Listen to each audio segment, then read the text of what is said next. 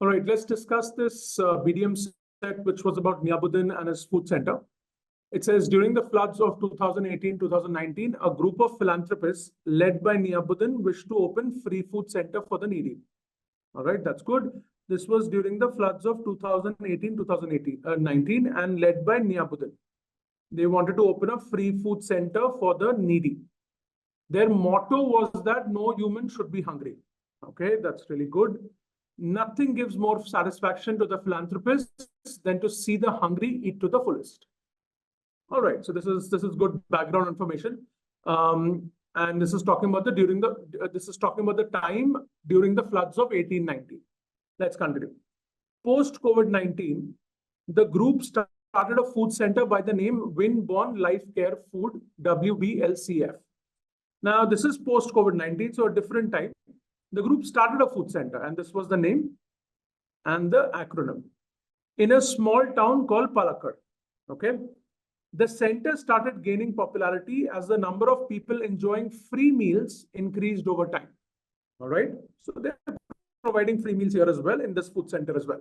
Initially, WBLCF offered a standardized menu consisting of idli, upma, putta for breakfast, curd rice for lunch, and idli or upma for supper. So there was a standardized menu initially, right? 6 women were employed by WBLCF to prepare all the meals. As the number of diners increased, they started expecting a variety in the menu. All right, so initially they provided a standardized menu, and it was a popular food center. As it says, the center started gaining popularity. And as the number of diners increased, the diners started expecting a variety in the menu. And these are free meals. All right. Now, it's a very long set. In BDM, it's very important to capture details in the set. Okay. BDM will always have nuances or fine details in the set. So it's very important to capture it. Okay. Here, of course, I'm underlining. In the exam, you should be noting it down. In your notepad, note down the important details. And don't hesitate to read the set twice. All right. At WBLCF, not all the diners eat free. Okay, this is interesting. Till now, we have seen that it was a free food center, but now they're saying not all the diners eat free. While 2/3 of diners get free food, 1/3 would donate some amount to a transparent charity box kept at the entrance. Very interesting. So 2/3 eat free, 1/3 donate. Okay, some amount to a transparent charity box. It's mentioned as transparent. Maybe it has some significance in the question, but it's important to catch such details. So it's transparent. So if you're donating, whether you're donating 1 rupee or 100 rupee or 1,000 rupees, it's transparent, right? For example, a man donated rupees 500 after consuming 2 idlis, and a woman approached Niabuddin and inquired about donating 10 kilograms of rice. So people can donate whatever they want. It's voluntary donation. And typically 1/3 would donate some amount in different amounts. They've given an example of a person who's donated rupees 500, and a woman also approached to donate 10 kilograms of rice. So it's not just money that they're donating. Those who could not afford to donate were often seen prostrating worshipfully in front of the charity box, okay, as their gratitude. Now, let's continue. Some caring individuals made monetary donation, okay, while others donated rice, fruits, and vegetables to WBLCF, similar to the woman who requested that she wanted to donate 10 kilograms of rice. So people are not just donating money, they're also donating food or rice, fruits, and vegetables. Further, the center received inquiries from many locals on how they could contribute to the cause. All right, so locals are also interested in contributing to the cause in different forms.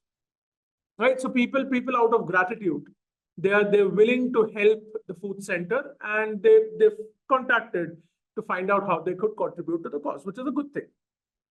As the center was lauded for its philanthropic work by people of the town, Niabuddin intended to replicate the initiative in the nearby districts. So now he wants to expand. He wants to have the same food center running in different districts, which is good. However, okay, here comes the problem. He's concerned about the cost that goes into running the center, right? Obviously, the center would need a high cost to run, right? There are so many things happening. The food is free, the center maintenance. There'll be so many things. So Niyabuddin, while he wants to expand and he wants to replicate this initiative, he's concerned about the cost. All right. Almost 75% of the donated amount goes into buying the cooking ingredients, right? While the rest goes into paying salaries, operations, and maintenance costs. Numbers are important, typically in BDM sets, especially if they're business-oriented set. This is not a business set, but still numbers are important. It says 75% of the cost, okay, goes into ingredients, buying ingredients. So the major cost is that. Of course, they're giving free food. The ingredients are going to cost, and 75% of the donation goes into getting the cooking ingredients. 25% is overhead. So it's salaries, okay? Then it's operations overhead and maintenance of the food center. Pardon my writing, but that's the split. All right? Okay, now long set, don't hesitate to read it twice. Make sure to take notes and capture important details.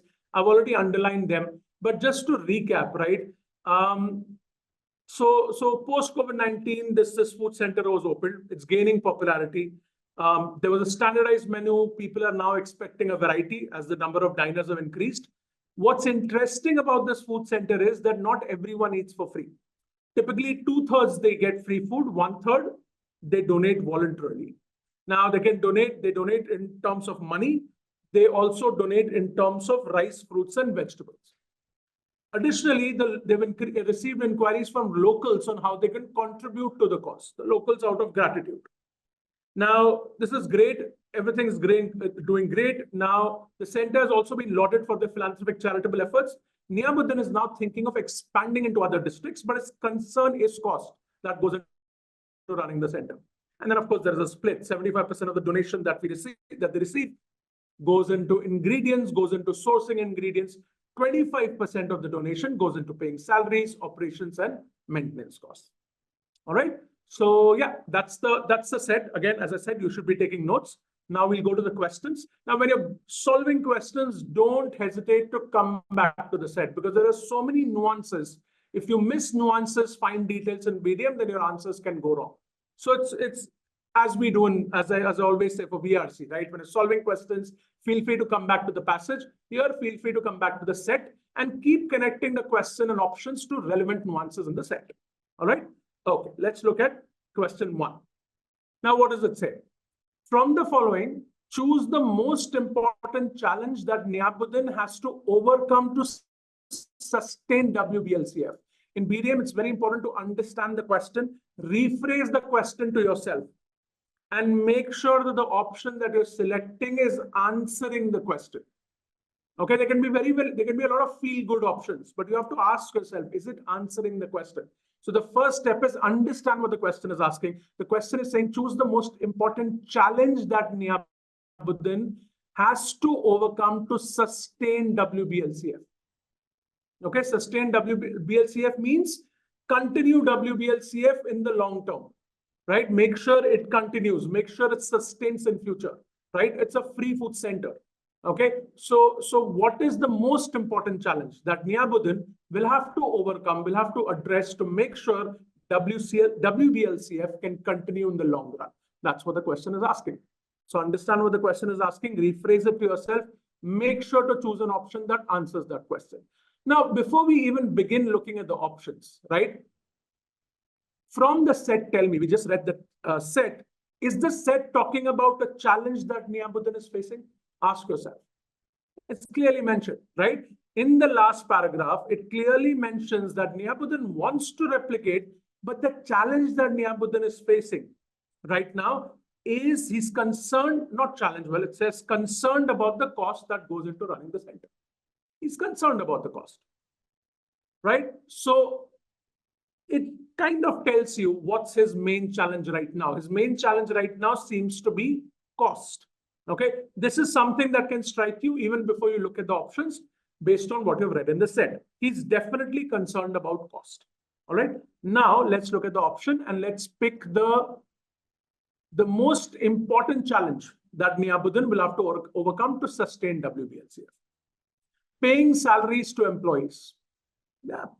Yes, this is connected to the cost part, right? The cost part did include 70% of cost into ingredients, 25% into salaries, operations, and maintenance. So paying salaries to employees is a concern or is part of a concern, right? Think about it. This is not his only concern, but it's definitely part of a concern that's mentioned in the set. So we're going to park this. All right. Attracting enough diners. Now ask yourself, is this a concern? No, the center is gaining popularity. You can go back and check. The center is gaining popularity. It's being lauded. He's even thinking of replicating it to other districts. Attracting enough diners is not a concern or a challenge that he will have to overcome to sustain WBLCF. He has enough people who are coming there to eat free food. Preparing only local dishes for diners. Is this a challenge? Is there any sort of mention in the set or any implication in the set that Niyabuddin has a concern about this? They talk about the standardized menu, right? And they say that as the diners are increasing, they are expecting a variety in the menu. But this is not a challenge, right? Preparing only local dishes for diners is not a challenge. It's not implied anywhere in the set. Okay, so that's gone. Getting enough finances and donations. Very interesting. Now the concern that he has is cost. What is cost connected to? Cost is connected to finances and cost is connected to donations. So obviously, his center is running on donations, right? The donations that he receives, 75 goes into ingredients, 25% goes into operational overhead. So getting enough finances and donations is closely connected to cost, which is Niyabuddin's concern. Okay, let's park this. Having enough cooks and employees.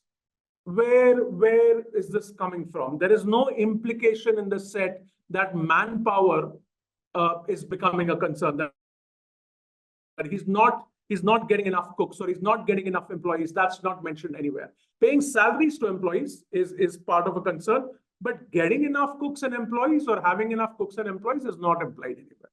So this is cannot be your answer. It's not implied anywhere. Now between 1 and 4, think about it. The question says, go back to the question, most important challenge, right? Both 1 and 4 are connected, but salaries is a subset of 4. His problem is cost of running the center.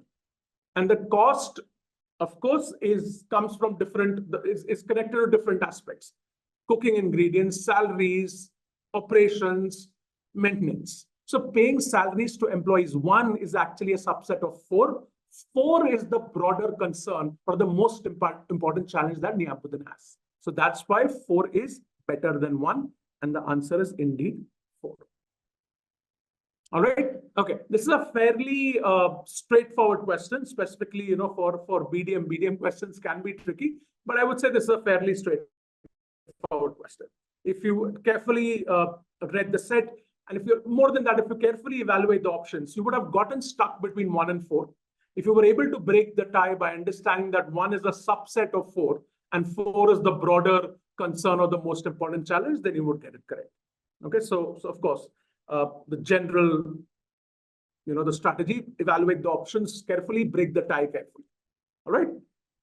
Okay, let's go to question 2. It's a longer one. Let's see. Niyabuddin realized that on some days the food was wasted, while on other days diners went back hungry. Now this is a problem. This is a problem for a free food center, right? On some days the food is being wasted. On other days diners are going back hungry. Now diners going back hungry for a free food center which is run by philanthropists like Niyabuddin would be a problem for them. A philanthropist that's running a center for charity, right, wouldn't want their diners to go back hungry. Wouldn't want food to be wasted as well. But I think the primary concern here is diners are going back hungry, right? Food being wasted is also a concern, but they wouldn't want their diners to go back hungry. He sought advice from a consultant friend on how to reduce wastage. And this consultant friend would have created a PPT. I'm kidding. No hate for consultants. I'm just joking. He sought advice from a consultant friend on how to reduce wastage. Okay, so interesting. He's focusing on reducing wastage. All right. Okay. The consultant suggested the following. All right.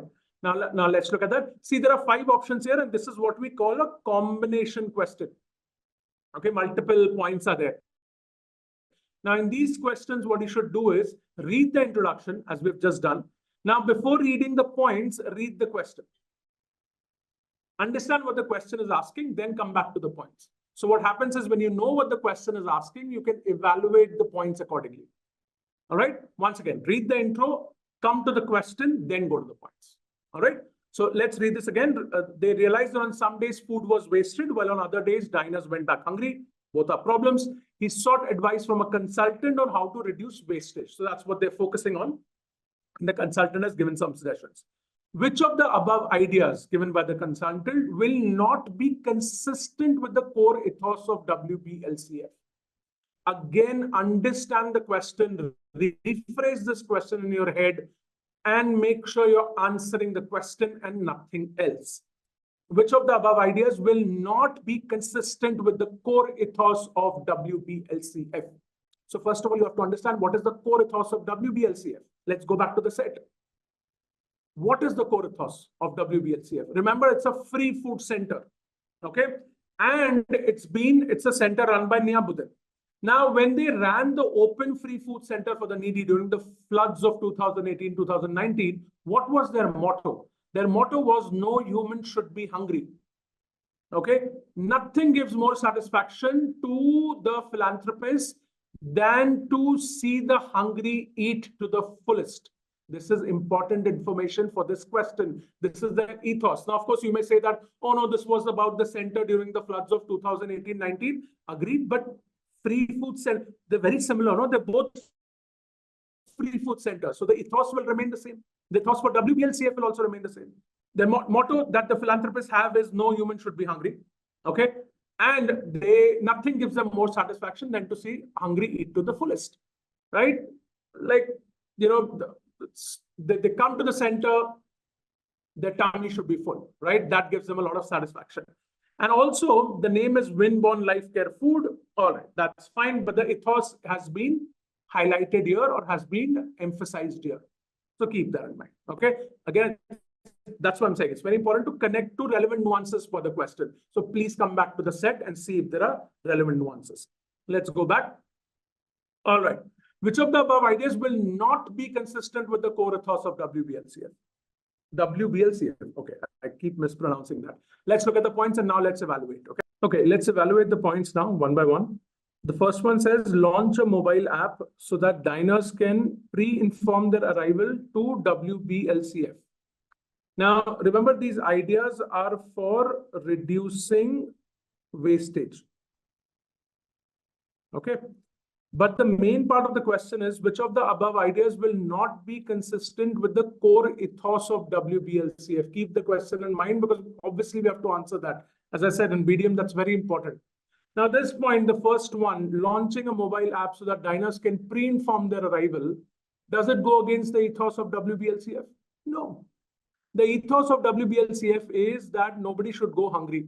People should eat to the fullest. It's all focused on that. It's a free food center. If they're launching a mobile app so that diners can pre-inform their arrival, they're doing that to reduce wastage. Now, some of you may think that, oh, you know, these people are probably poor and needy. Maybe they don't own mobile phones. Maybe they don't know how to operate a mobile phone. But that doesn't go against the ethos of WBLCF, right? The option doesn't say that they have to do this. The option is not saying that, okay, a diner that doesn't pre-inform their arrival will not allow entry or will not be given food. The option is not saying that. The option is simply saying launch a mobile app so that diners can pre-inform their arrival. So this is not inconsistent with their thoughts. This is not restricting diners in any way. But this is helping them to reduce wastage. Great. All right, so don't stretch it. It doesn't say ban entry or don't allow entry for people that they're not informing. It's just giving an option. This is not inconsistent at all with the core ethos of WBLCF. So this is okay. All right. Okay, we're looking for not consistent. So this is gone. I'm going to put a cross because we're looking for not consistent. Ask diners who enjoy free meal to distribute excess food to hungry on streets. The diners who are enjoying free meal, they are asking them to distribute the excess food to hungry on the streets. This is a good option. This actually is in line with the core ethos of WBLCF, right? It's all about feeding the hungry. So they're requesting diners, they're asking them that you're enjoying a free meal. If there's excess food, please donate it to the hungry on street so that it doesn't go waste. This is not against the ethos. Again, focus on the question. It is not against the ethos, and it is not something which is inconsistent with the core ethos of WBLCF. In fact, it's in line with the ethos. So this is not an answer. Okay, remember, we're looking for not consistent with the core ethos of WBLCF. All right. In these kind of questions, it's best to eliminate first and then look at the remaining options. Right? So 1 and 2 is gone now. And we're 100% sure that 1 and 2 is not inconsistent with the core ethos. So if you're 100% sure, you've removed 1 and 2, now look at the combination options and see if you've already arrived at the answer. Sometimes it happens. Now 1 and 2 is gone. Okay? A has 2, so A has gone. B has 1 and 2, B is gone. C has 2, C is gone. D has 1, D is gone. E has 3, 4, and 5. So maybe this is your answer already. Now, again, I'm saying because we're 100% sure in this case. Of course, now we will evaluate 3, 4, and 5 and 3, 4, and 5 to confirm. But we're most likely we've arrived at our answer. Okay. So let's see if 3, 4, and 5 are not consistent or inconsistent with the core ethos of WBLCF. Ask diners to eat less as it is good for health. You're restricting their food. This option, if you implement, you're restricting the food intake of these people who are there for free food. Remember, the ethos is that nobody should go hungry. And there's also a point where it says philanthropists, nothing gives more satisfaction to the philanthropist than to see the hungry eat to the fullest.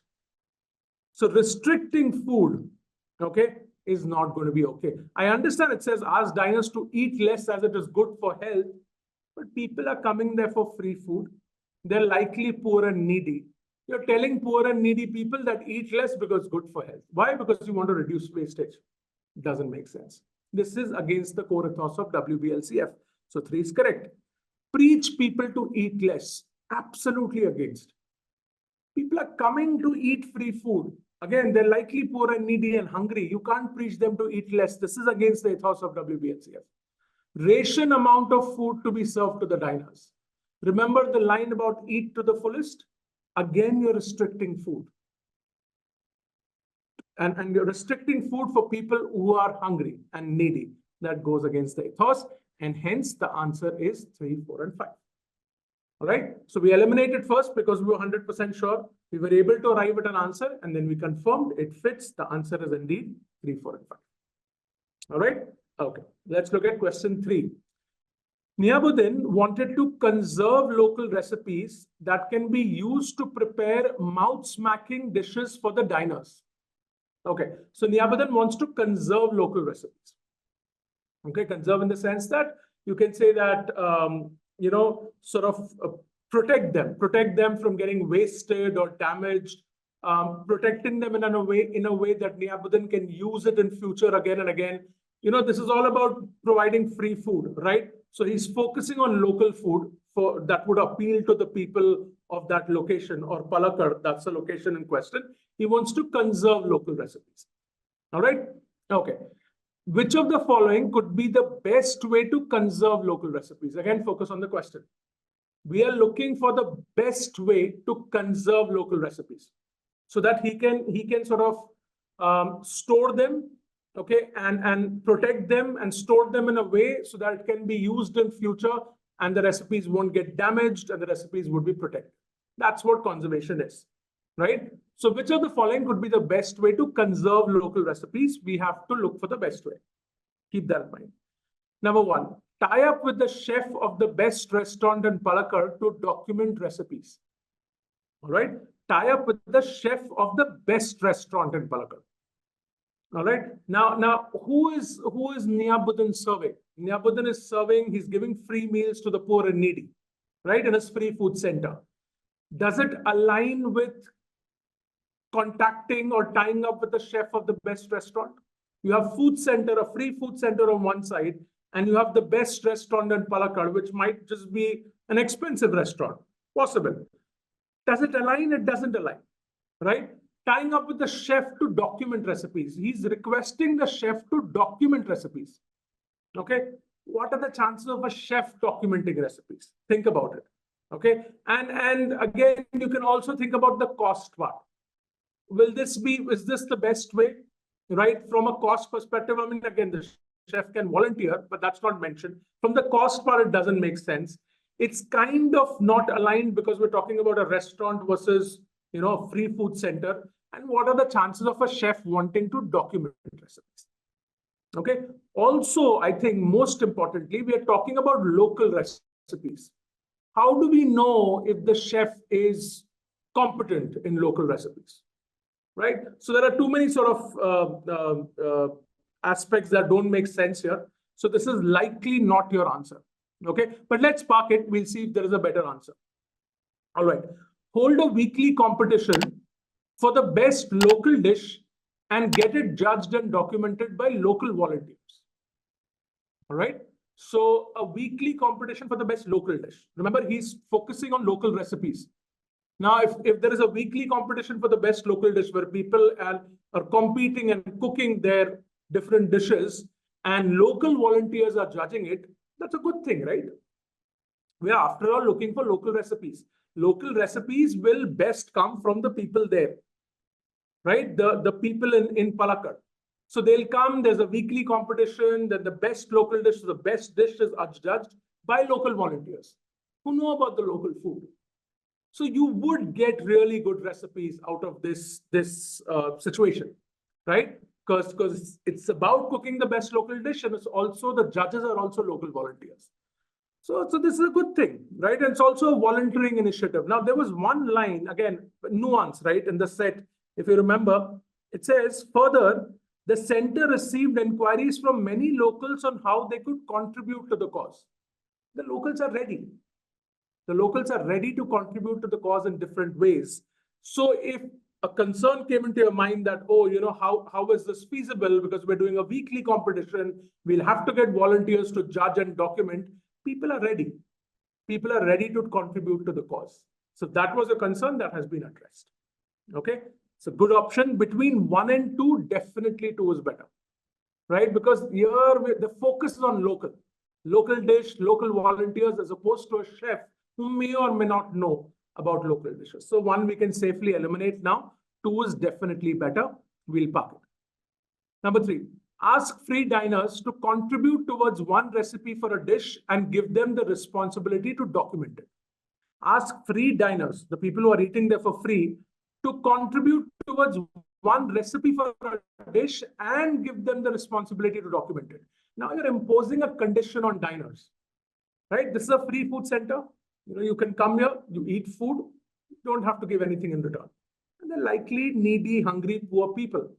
And you're asking them to contribute towards one recipe for a dish. What are the chances a person who's coming there to eat, right? What are the chances that they'll have one recipe, their own recipe for a dish? Maybe they don't cook at all, and give them the responsibility to document it as well. You're imposing a condition on these free diners. That's not okay, right? This should be unconditional. The ethos says that we're feeding people for free. There shouldn't be conditions tied to it. So this is not the best way to conserve local recipes. And if you compare that with 2, definitely not. Okay, so we're eliminating this because we can't impose conditions, right? Okay. Request the lady once a week in Palakkad to cook food at WBLCF on voluntary basis. Okay, this is good. And document the recipe. So request the lady once a week in Palakkad. So every week we're requesting a lady to come to cook food for that week. Okay, and document the recipes. All right, that seems like a good option, right? Because the lady would most likely be local. So she would know how to cook local food. All right. And there's a different lady every week. So you're sort of getting that sort of variety. And we're asking them to document the recipes as well. All right. So we'll park this. Okay. Tie up with one of the food delivery partners to help them document the recipes. Tie up with one of the food delivery partners, okay, like a Swiggy, Zomato or something, to help them document the recipes. We're asking food delivery partners to document recipes. That doesn't make sense, right? Their job is to deliver food. we're tying up with them, and then we're asking them to document recipes. Doesn't make sense, right? It doesn't make sense. It's completely, it's not connected at all. So this we can eliminate. It's not making sense. Okay. Now we're left with 2 and 4. Now you have to compare. Now this question is a little tricky. All right. It's a little, you'll have to sort of think about it, put a lot of thought into differentiating between, not differentiating, but deciding what is better, whether 2 is better or 4 is better. All right. Now the tie is between 2 and 4. All right.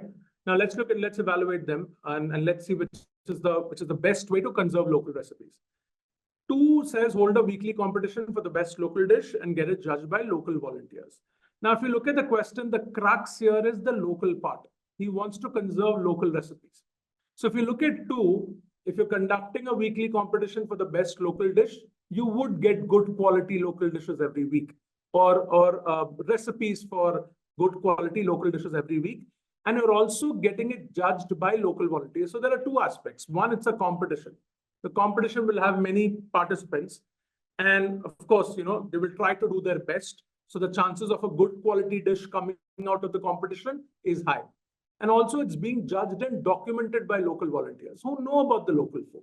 So both the aspects, the local part here in option 2 is highlighted. Okay. And that's what we're looking for. And that's why this option is good. Okay. Whereas if we look at 4, it says request a lady once a week in Palakkad to cook food and document the recipes. The variety of local dishes and the quality of local dishes that will come out of 2 are higher than 4. Okay. Which is why 2 is a better option, right? You would get better quality and you would get more variety in this case because you're holding a competition and several people are coming and cooking. Okay. Also in 4, if you look at the feasibility of this option, right? See, people are ready to volunteer, so that's great.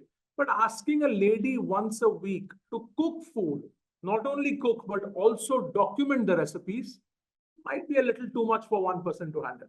Okay, so that's a secondary reason why 2 is better than 4. But the main reason for 2 being better than 4 is the local part is highlighted in 2, and the quality and variety of local dishes that you would get in 2 will be higher than 4.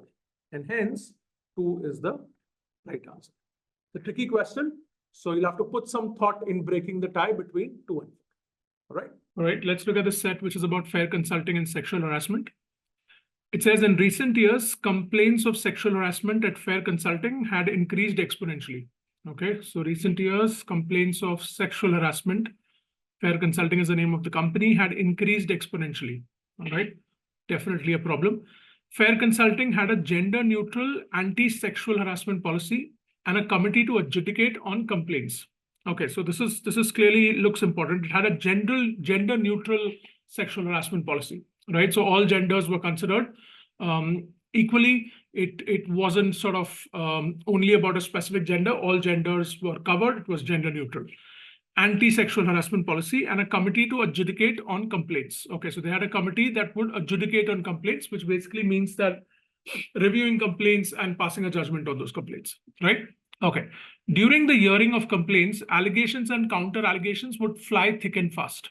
Okay, which is expected, right? I mean, sexual harassment is a very volatile topic. So if there's a sexual harassment complaint, and you have the complainant and the accuser in the same room, and the committee is trying to adjudicate on those complaints, there would be a lot of volatility, right? I mean, it would be very intense. That atmosphere would be very, very intense, right? Allegations and counter allegations. You can expect a lot of allegations and counter allegations, right? I mean, I can sort of visualize that room. It can't be a calm discussion, right? It has to be a very intense discussion, very volatile discussion. Probably people don't listen to each other. Right, the complainant is saying an allegation, and the defender is trying to counter it or trying to defend themselves very aggressively. So the discussion can be expected to get very aggressive and volatile, which is what the statement is saying. This made it difficult for the adjudicating committee to conclusively decide on the complaints. All right, yeah. So there was a lot of noise, a lot of intensity, very aggressive discussion, allegations and counter allegations flying left and right. So it made it difficult for the adjudicating committee to conclusively decide on the complaints, right? Okay, so definitely, I mean, this looks like this is a problem statement of the set. right? The adjudicating committee is finding it difficult to decide on the complaints because during the hearing, there was a lot of noise, aggression, and a lot of allegations on counter, a lot of information basically from both sides. So it was making it difficult for them to decide. All right. Other aspects to notice, in recent years, the number of complaints have gone up exponentially, significantly, and the policy is gender neutral. The anti-sexual harassment policy is gender neutral at Fair Consulting. All right. Let's look at the questions now. All right. It says, Fair Consulting was mulling over 3 interventions to reduce sexual harassment cases in the workplace. Mulling means they were thinking about, pondering over. So they're thinking about 3 interventions to reduce sexual harassment cases in the workplace. Okay. Now, this is a combination question, so we can read the question first so that we can evaluate the points accordingly. Which of the following options will the employees find least ostracizing? Okay, focus on the question carefully. These options or these points are 3 interventions to reduce sexual harassment cases in the workplace. Which of the following options will the employees find least ostracizing? Ostracizing means when somebody is ostracized, they are shunned.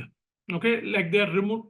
Typically, they're removed from the society. The society completely rejects them. So, ostracization is removal from society or removal from a group in general.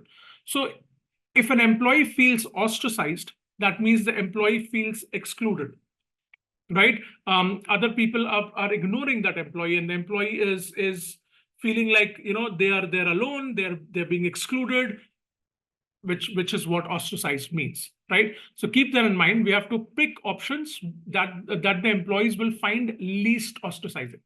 All right. Okay. Let's look at the options now. Educate employees about the company's anti-sexual harassment policy. Okay. If we are educating employees about the company's anti-sexual harassment policy, why would this lead to ostracization? Why would any employee feel excluded? Okay. The company is just educating you, right? It's creating awareness about the anti-sexual harassment policy, obviously to reduce sexual harassment cases. So this will not make employees feel ostracized in any way, right? So this is a good answer, right? We're talking about least ostracizing. Of course, we have to compare 1, 2, and 3, but this is a good answer. So let's park this, right? Because I don't see any reason why employees should feel ostracized when they're just being educated. Okay, so this is a good answer. All right. Profile employees with a propensity to engage in acts of sexual harassment. Now, this is very tricky. Profiling employees with a propensity. Propensity means tendency.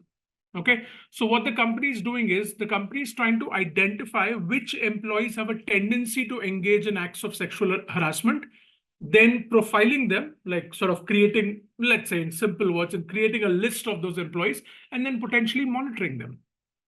Okay, so here it says tendency to engage in acts of sexual harassment. So the company, these employees have not engaged in acts of not sexually harassed anyone yet.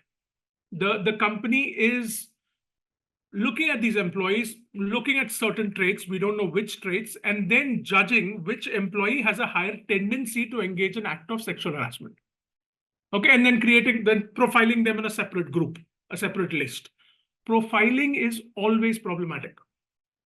Okay, I'll give you another example. So in airport, when you have security checks, right? Especially when you're on international travel, when you're traveling internationally, security checks happen, right? Now everybody goes through a routine security check, all the passengers. Some passengers are asked to come for a special additional security check. So after the regular security check, you'll be asked to come for an additional one. Now there are accusations, right? And there's research also done on this, that blacks, for instance, are profiled more than whites. Okay. So the security agents are looking at certain traits, probably looking at color, and then deciding that, oh, maybe blacks have a higher tendency to commit these violations. So let's subject them to an additional check. So more blacks as compared to whites. So any kind of profiling based on personality traits, color, gender, whatever, is usually problematic. And in this case, this is definitely problematic. I mean, these employees haven't engaged in anything, but you're profiling them based on certain traits. So this is problematic. This is definitely bound to make employees feel ostracized. especially the ones that are profiled. Obviously, they will feel excluded and ostracized, right? Now, if you compare 2 with 1, 1 is definitely least ostracizing. 2 is majorly ostracizing. 1, there is no ostracization. So 1 is definitely a better answer than 2. 2 is gone. Okay, we can remove 2. So remove the obvious ones. Number 3, discipline sexual offenders. Okay, now this can be a little tricky, but before that, remember we have eliminated 2. So based on that, we can eliminate certain options. This is gone. Okay, this is gone because 1 and 2 can't be equal. 1 is clearly not, there is no ostracization there, and 2 is also gone. You can't consider 2 as least ostracizing. Okay, now if you look at this, there is a tie between B and D, Bravo and Delta. Bravo says 1 only, okay, which we thought there is no ostracization there. And number 3 says discipline sexual offender. So you have to choose one of them. Now think about it. Even if this is a little tricky, think about between 1 and 3, clearly 1 doesn't have any ostracization. It's simple education. Whereas 3, if you're disciplining sexual offenders, the sexual offenders would feel ostracized. Right? Now you can say that, no, but they're sexual offenders. They should be disciplined. Yes, correct. Absolutely. But the question is, which of the following options will the employees find least ostracizing? First of all, there is no comparison between 1 and 3. 1 is definitely least ostracizing. In 3, again, it talks about disciplining sexual offenders. And in this case, obviously, the sexual offenders would feel ostracized. That is what the question is asking. So between 1 and 3, it's very clear that 1 is least ostracizing. Don't confuse yourself too much. Always look for elimination and then try to come up with the right answer efficiently. So 1 is definitely least ostracizing, and therefore Bravo is the answer. Okay. Right. Let's go to question 2. The CEO of Fair Consulting wanted the adjudicating committee to reduce the number of errors while deciding on sexual harassment complaints. Okay. Now remember, connected to the set. Remember the committee had difficulty. That was a problem statement, right? Allegations were flying thick and fast, left and right, and hence the adjudicating committee had problems in conclusively determining conclusively making the decision, conclusively deciding on the complaints. It was difficult for them due to the number of allegations that were happening in those discussions.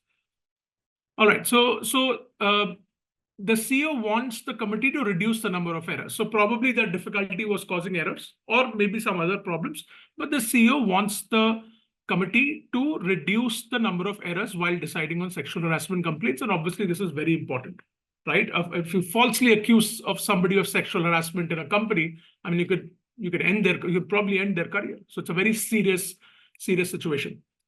The employees suggested that the committee could do the following to reduce errors in judgment. So the employees gave suggestions. Okay. And they gave a number of suggestions which could help the committee reduce their errors in their judgment. Again, it's a combination question. So let's read the question first. From the following, choose the most effective sequence that would help the committee to arrive at the right decision. Read the question very carefully. That's very important in BDM. They're asking for a sequence, which implies that order is important. Okay, the order of options that you choose is important. So choose the most effective sequence that would help the committee to arrive at the right decision, or choose the most effective sequence that would help the committee to reduce the number of errors. Okay, but it says sequence. And also, if you look at the options, you can see that sequence is important. How? There is A, which says 1, 2, 4. And there is B, which says 2, 4, 1. Both have the same points, but in different order. This also indicates that sequence is important. Okay, and of course, there is the word sequence, but also the way the options are constructed, you have to look at the order. All right. Okay, now let's evaluate the points and let's see what's happening there. Number 1, listen to the arguments of both the complainant and the accused together. Remember, we're trying to reduce errors. Now, what was the original problem in the set? Allegations and counter allegations were flying from both the sides. And there was a lot of noise. That's its inference that we're drawing. There was a lot of aggression. That was the inference that we're drawing. And that's why the committee had difficulty. Now, if you're listening to the arguments of both the complainant and the accused together, it's going to result into the same issue, right? Allegations and counter allegations from both sides. So would this reduce errors in judgments? Not so much. Let's park it. Okay, the reason we're parking it because listening is important in these situations. You have to listen to them, right? So yes, it would not solve that problem, but we can't eliminate it because listening is important. So we're going to park it for now. Number two, listen to the arguments of both the complainant and the accused separately. This is good. If you're listening to them separately, the noise will reduce, right? You can comprehensively listen to the complainant. You can comprehensively listen to the accused or to the defendant, and then decide. The noise will go down, the aggression will go down. So this is a good situation. This will enable the committee to listen effectively and comprehensively to both sides. So this is good. This should be a part of your effective sequence. All right. Okay. Now we've picked two. Okay. Let's look at the options that have two. Two is present everywhere. You could have done this before as well, and you would have seen that two is present everywhere. So two is definitely important. Okay. That's a given because it's present everywhere. Now, before we go to the next three options, think about this. You're listening to them separately. Do you think listening to them together is also important? Think about this. We're listening to them separately. So we've listened to the complainant and the accused. But what about cross-examination? What about giving the accused a chance to respond to the complainant's allegations? And think about it. In a court of law, that's what happens, right? The plaintiff and the defendant are present together. Okay, there can be separate meetings, but ultimately they're present together. Okay, and then there is a cross-examination by their lawyers. The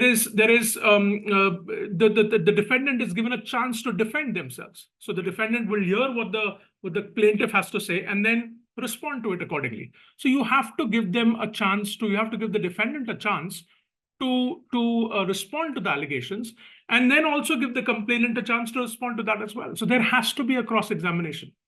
Without the cross-examination, the process would be incomplete. Sorry. So now if you think about it, between 2 and 1, think about the sequence. You would want to listen to them separately, and then you would want to listen to them together. Okay, the other way around will not work. 1 can't come before because 1 is what is creating the original problem for the committee. So 1 can't come first. 2 can come first separately, and then for cross-examination, 1 can come later. Okay, now let's evaluate. So we are looking at a sequence, and sequence is important. We're looking at a potential sequence of 2, 1. So look at the options now. 1, 2. This is clearly wrong. 1 can't come in the beginning. It would create the same problem that's mentioned in the set. So this is gone. Okay. 1, 2 again, you can't have this, right? C says 2, 3, 4 doesn't have 1. 1 is important. In conjunction with 2, 1 is important. You can't exclude 1. So we're going to eliminate this as well. Okay. Now we're left with 2, 4, 1 and 2, 1, 5. Okay. Now the sequence is important. Let's evaluate this. 2, 4, 1. 2 is separately. Then comes 4. Take the help of a retired judge. And then comes 1. Listening to them together. Why would you put the judge in the middle? Even if you're taking the help of a retired judge, you would want the judge to take the ultimate decision, right? So that would come after listening. The listening is complete. After the cross-examination is complete, the judge's duty would be to pass the final judgment. So why would you put 4 in the middle? That doesn't make sense. Okay. So 2 and 1 should ideally come together. First, you listen to them separately, and then you listen to them together. So that's why you can't pick B, okay? Because 4 in the middle doesn't make sense. This is the only option that's remaining. 2, 1 should be together, 1 followed by 2. And then finally, it says 5. Let's look at that. Hire a forensic expert to verify evidences. Now, this option might not sound reasonable to you, but think about it. A forensic expert, and look at the definition of forensic in the dictionary. A forensic expert would apply scientific methods to evaluate evidence. Now, this evidence can be anything. This evidence can be substance. This evidence can be an object. Okay. So in a sexual harassment case, that can become important. Let's say there was force involved. It was a particularly egregious sexual harassment case, right? There's force involved. So hair or nails or anything that can be taken into evidence, or the objects around, fingerprints, that can become important as well. Fingerprints, that would be most important. right? So forensic expert would definitely add value here and would help in reducing the errors, but that would come after you've heard completely. So 2, 1, which involves listening, and then 5, this is the right answer.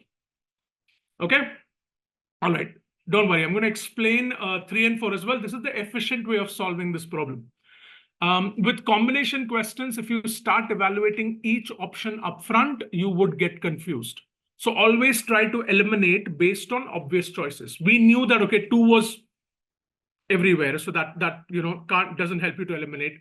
1, we determined that it should be used in conjunction because that is important, and then we started eliminating. Do that. That's the better way of solving, most efficient way of solving these problems. But let's look at the other options. 3, involving a member of Women's Commission. Now their policy is gender neutral. Okay, so involving a member of Women's Commission, that becomes, that might not be the best way because it's gender neutral. Second, involving a member of Women's Commission, do we know that this member, whether they are trained in sexual harassment or not? How do we know? Just because they're a member of Women's Commission doesn't mean they're automatically trained in adjudicating sexual harassment complaints. So that's why we're going to remove this option. Primary reason is we don't know whether they are trained in this area. Second, it's a gender neutral policy. Take the help of a retired judge, might be okay, but the same question, is the judge trained in adjudicating sexual harassment complaints? I mean, judges they have different capabilities, right? Law is very vast. You have so many different facets of law. Now, do we know if the judge is an expert in adjudicating sexual harassment? We don't know, right? So that's a bit of a problem there.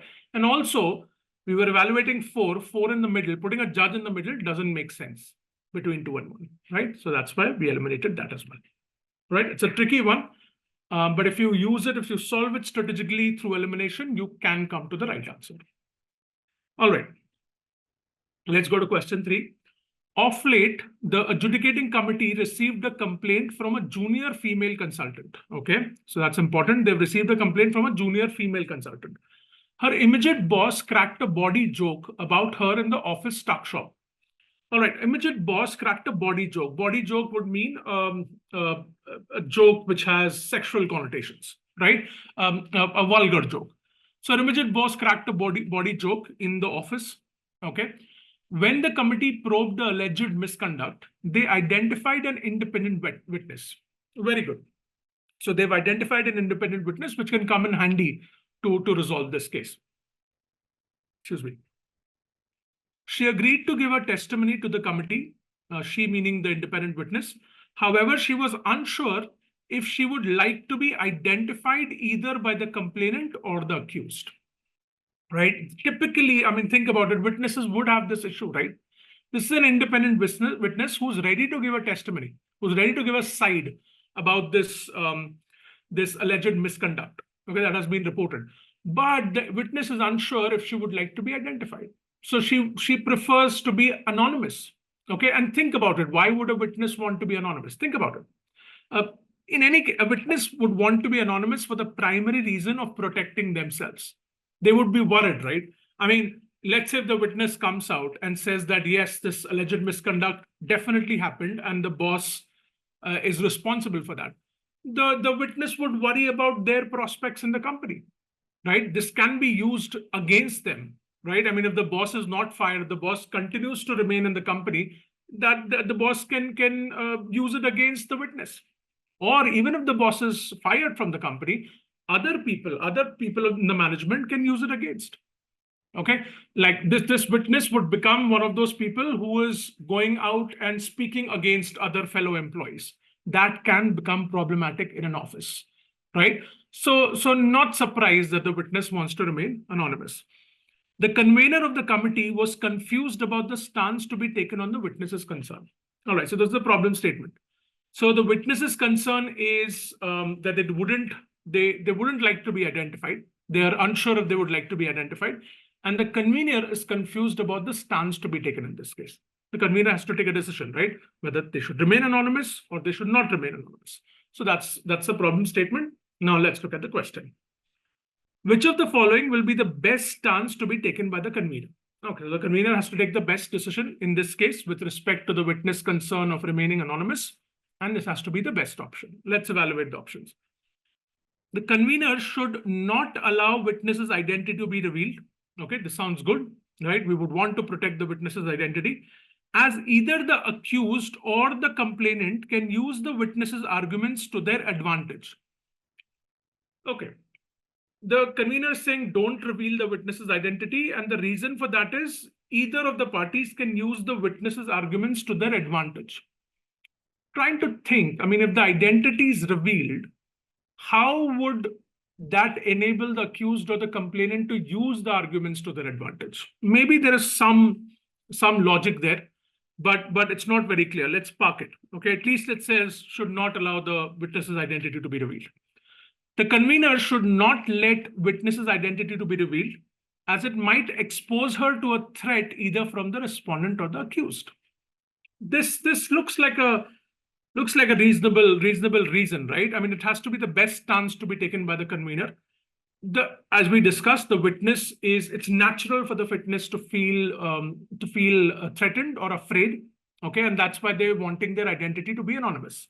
So this case, the convener decides no, the identity should not be revealed to protect the witness. This looks like a good option. There's definitely sense here. Okay, let's park it. The convener should ensure that witness identifies herself, as it will ensure that she will not present frivolous proof related to the inquiry. Now you are forcing the witness to identify herself. This can't be correct. This is an independent witness. The independent witness is coming forward to help in this case. You can't force that witness to identify themselves. I mean, you are putting them in a problematic situation and they don't want to be identified. So forcing them to identify themselves cannot be the best answer. Okay, so this is not the answer. Okay, the convener should not allow witness's identity to be revealed. Okay, great. Because complainant can sabotage the inquiry process. Think about this. The witness's identity is revealed. How will that enable the complainant, the person who's filing the complaint, to sabotage the inquiry process? Doesn't make sense. Doesn't make sense. That can't be the primary reason. And also that can't be the primary reason to not allow the witness's identity to be revealed. You're hiding the witness's identity because you don't want the complainant to sabotage the inquiry process. That can't be the reason. It doesn't make sense. We don't ignore it. The convener should ensure that the witness identifies themselves. Problem again. Okay, let's read it. Because both the accused and the complainant must identify themselves. This doesn't make sense. Obviously, the complainant and accused have to identify themselves. Maybe the complainant can remain anonymous. We don't know. But just because the complainant and accused are identifying themselves, that is not reason to force the witness to identify themselves. This doesn't make sense. And again, you can't force the witness to identify themselves when they don't want to. So C, D, and E is gone. We are left with A and B. Okay. B is a solid reason. You're trying to protect the witness, and that's why you're letting their identity be anonymous. A doesn't really make sense. Okay. Not allowing keeping them anonymous because you're worried that either the accused or complainant can use the witness's arguments to themselves. This is not the primary reason. The primary reason is to protect the witness, and that is in B. And that's why the answer is B here. You have to choose the best stance. So the stance is the same between A and B, but the stance has to be taken for the right reason, which is protection. Okay, so hence B is the answer. All right, let's look at this set, which is about BBS or Bharat Business School, and it's around recruitment. Now, what does the set say? Bharat Business School, BBS, a premier business school, was renowned for the quality education it provided. So in BDM, it's important that you keep taking notes of the points while you're reading the set. Keep taking notes of the points that you think are important. So this is a premier business school. Okay, the nature of business school might be important. We'll see. Was renowned for the quality education it provided. Okay, so it was a top business school. Its faculty, known for their domain area expertise and excellence in teaching, competed with each other for a better student feedback. Very interesting. So its faculty is known for two reasons, right? They're known for their domain area expertise, okay, or we can say subject matter expertise, And they're also known for excellence in teaching. Fantastic. So the faculty is very good. They're great at the subject matter and they're also great at teaching. And they competed with each other for better student feedback. This is interesting. So student feedback was very important for the faculty and they competed. There was internal competition among each other. Of late, the institute was finding it difficult to upgrade its course content with rapidly changing global business scenario. So now this looks like a problem statement, right? And it's important to pick out problem statements in BDM sets because after all, what are you doing? You're solving problems, right? That's what you're doing in BDM. I mean, you're taking decisions, but you're taking decisions based on problems or you're taking decisions to solve those problems. So this is a problem statement. It's important to pick out problem statements whenever they're mentioned in the set. So of late, the institute was finding it difficult to upgrade its course content. That is their problem. They're not able to upgrade their course content. So maybe the course content is obsolete. They're trying to upgrade with rapidly changing global business scenario. So they're struggling with that. That's the difficulty. So that's problem statement. Okay. The difficulty is multiplied when the school realized that some of senior faculty would retire on regular basis starting in the near future. Now this is another problem statement. Okay. It says the difficulty is multiplied.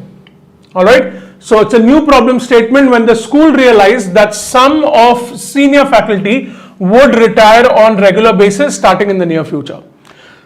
All right, so this is also a problem statement. You should make a note of that. To overcome these difficulties, BBS decided to recruit young faculty in all the departments. So the solution or the decision that they took to address these problems is also mentioned. To overcome these difficulties, BBS decided to recruit young faculty in all the departments, example, economics, finance, marketing, HRM, production, etc.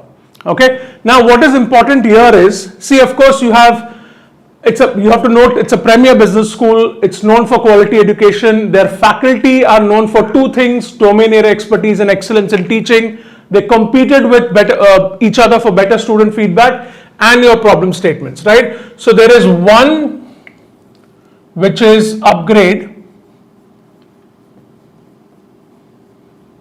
Okay, difficulty in upgrading their course content, and second is that their senior faculty would retire on a regular basis. Okay, so I'm just going to say retire here.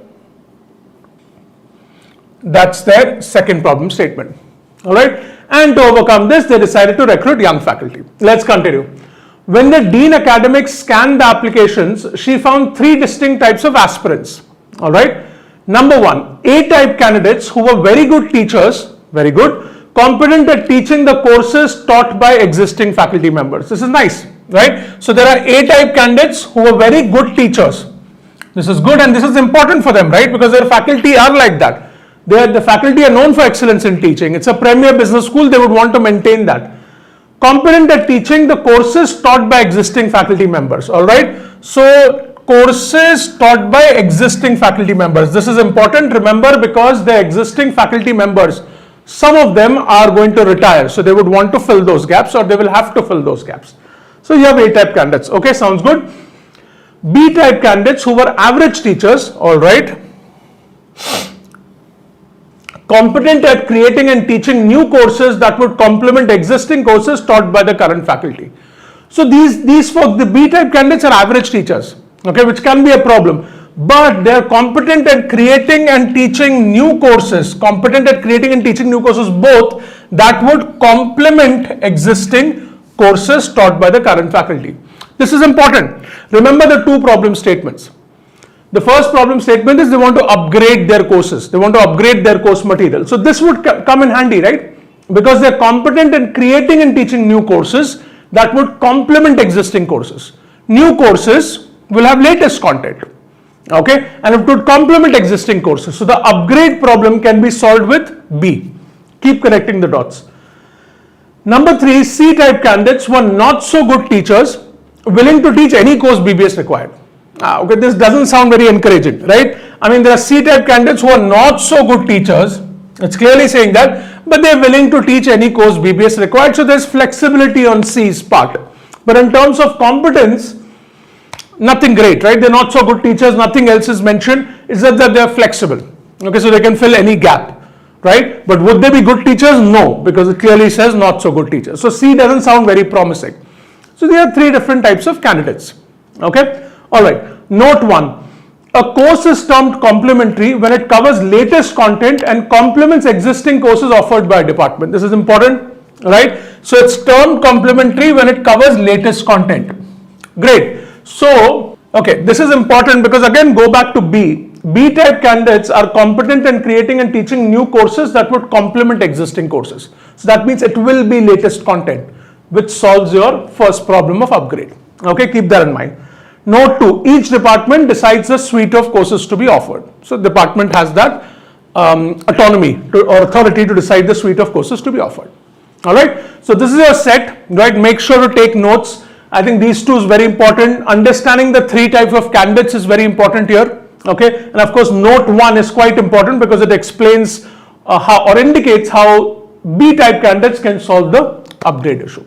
So connect the dots, take notes, and then let's go to the questions. Okay, given the above context, which of the following options will be the best recruitment decision for BBS? Now remember, it's very important to understand the question and answer that question only. So first of all, understand what the question is asking you. Which of the following options will be the best recruitment decision for BBS? All right. Understand the question and remember, pick an option that answers that question specifically. Now the best recruitment decision for BBS will solve both these problem statements, right? They're looking to upgrade their courses, their existing senior faculty are retiring, and that's why they've decided to recruit. So the best recruitment decision should ideally solve both the problems, all right? So keep that in mind. All right, let's go. Number 1, don't recruit and request the existing faculty to develop, sorry about that, 1 second. Number 1, don't recruit and request the existing faculty to develop complementary courses. Now we're saying best recruitment decision for BBS. It's saying don't recruit. Doesn't make sense. I mean, see, in the set, it's very clearly written that they have identified two problems and that's why they've decided to recruit, right? So if you say don't recruit, how is that a solution? Number 1. And it says request the existing faculty to develop complementary courses.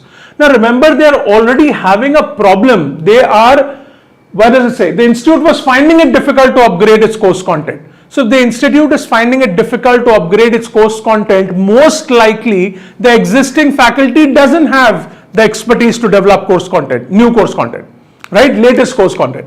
They already have, that's the problem statement. They're finding it difficult to upgrade. Had their existing faculty been equipped, then they wouldn't have had that problem, right? So this is clearly not the right answer. Don't recruit is not a solution. And requesting the existing faculty, I mean, you already have a problem because of which you're recruiting new faculty. So requesting the existing faculty to develop courses can't be the decision, right? It's clearly not the answer.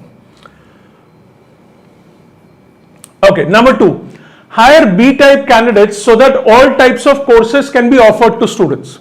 Now remember, B-type candidates, okay, what are they known for? Let's go back. B-type candidates who were average teachers, okay, competent at creating and teaching new courses that would complement existing courses. So what do B-type teachers solve? Which problem? B-type teachers solve the upgrade issue, right? Do they solve the retire issue? No, because they are, number 1, they're average teachers. Senior faculties are retiring. To fill up that gap of senior faculties, you would need really good teachers. No, average teachers, if B-type candidates are average teachers, then they won't be able to justify that gap. They won't be able to fill that gap left by senior faculty, right? So B-type candidates don't solve the retire issue, they solve the upgrade issue. Okay, let's go back. Hire B-type candidates so that all types of courses can be offered to students. They develop complementary courses. This could be this could be the answer if we don't have a better answer. The best answer would actually solve both the problems. We should have that. We'll see whether we have that or not. But till then, we're going to park this. Remember, it solves the upgrade issue, not the retire issue. Number 3, hire A-type candidates unconditionally and allow them to teach courses taught by the existing faculty. All right. So A-type candidates, let's go back. You'll have to keep doing that in BDM. Connect the options to the nuances in the set. A-type candidates are very good teachers. Fantastic. competent at teaching the courses taught by existing faculty. So remember, A-type candidates solve the retire issue, right? Because they can fill that gap left by senior faculty. They're competent at teaching those courses, okay? But they're solving the retire issue, they won't solve the upgrade issue. So we have a similar problem, only one of the problems is getting resolved. Hire A-type candidates unconditionally and allow them to teach courses taught by the existing faculty. We'll park this, okay? Both of them are solving one of the problems, all right? We'll come back to it.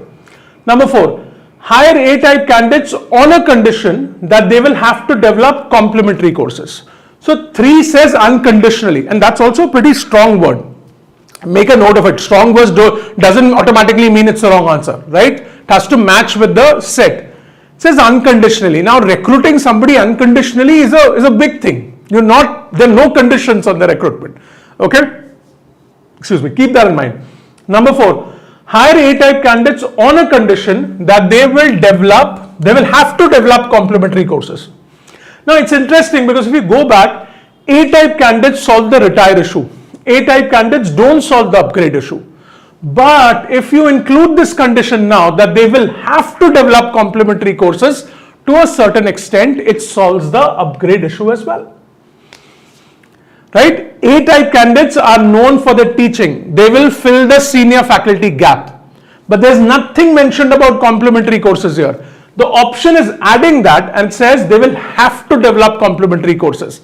So to a certain extent, this option solves 2 definitely and upgrade as well, because we are telling them to develop complementary courses.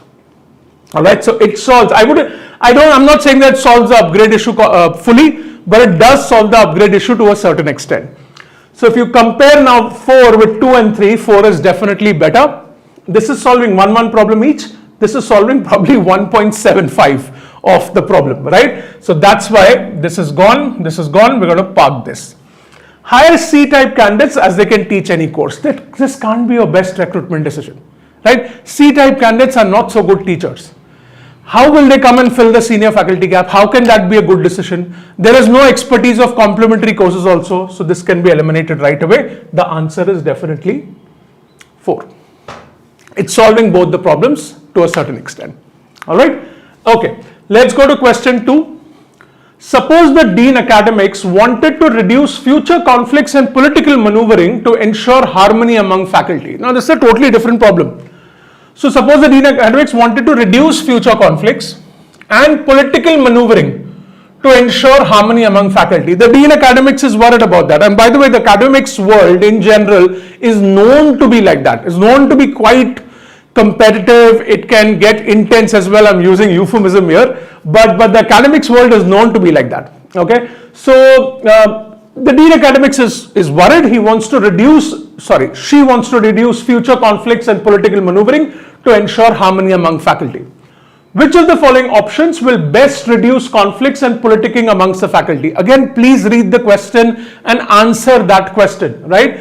It says best reduce conflicts and politicking amongst the faculty. We have to choose an option which will best reduce conflicts and future conflicts and politicking amongst the faculty.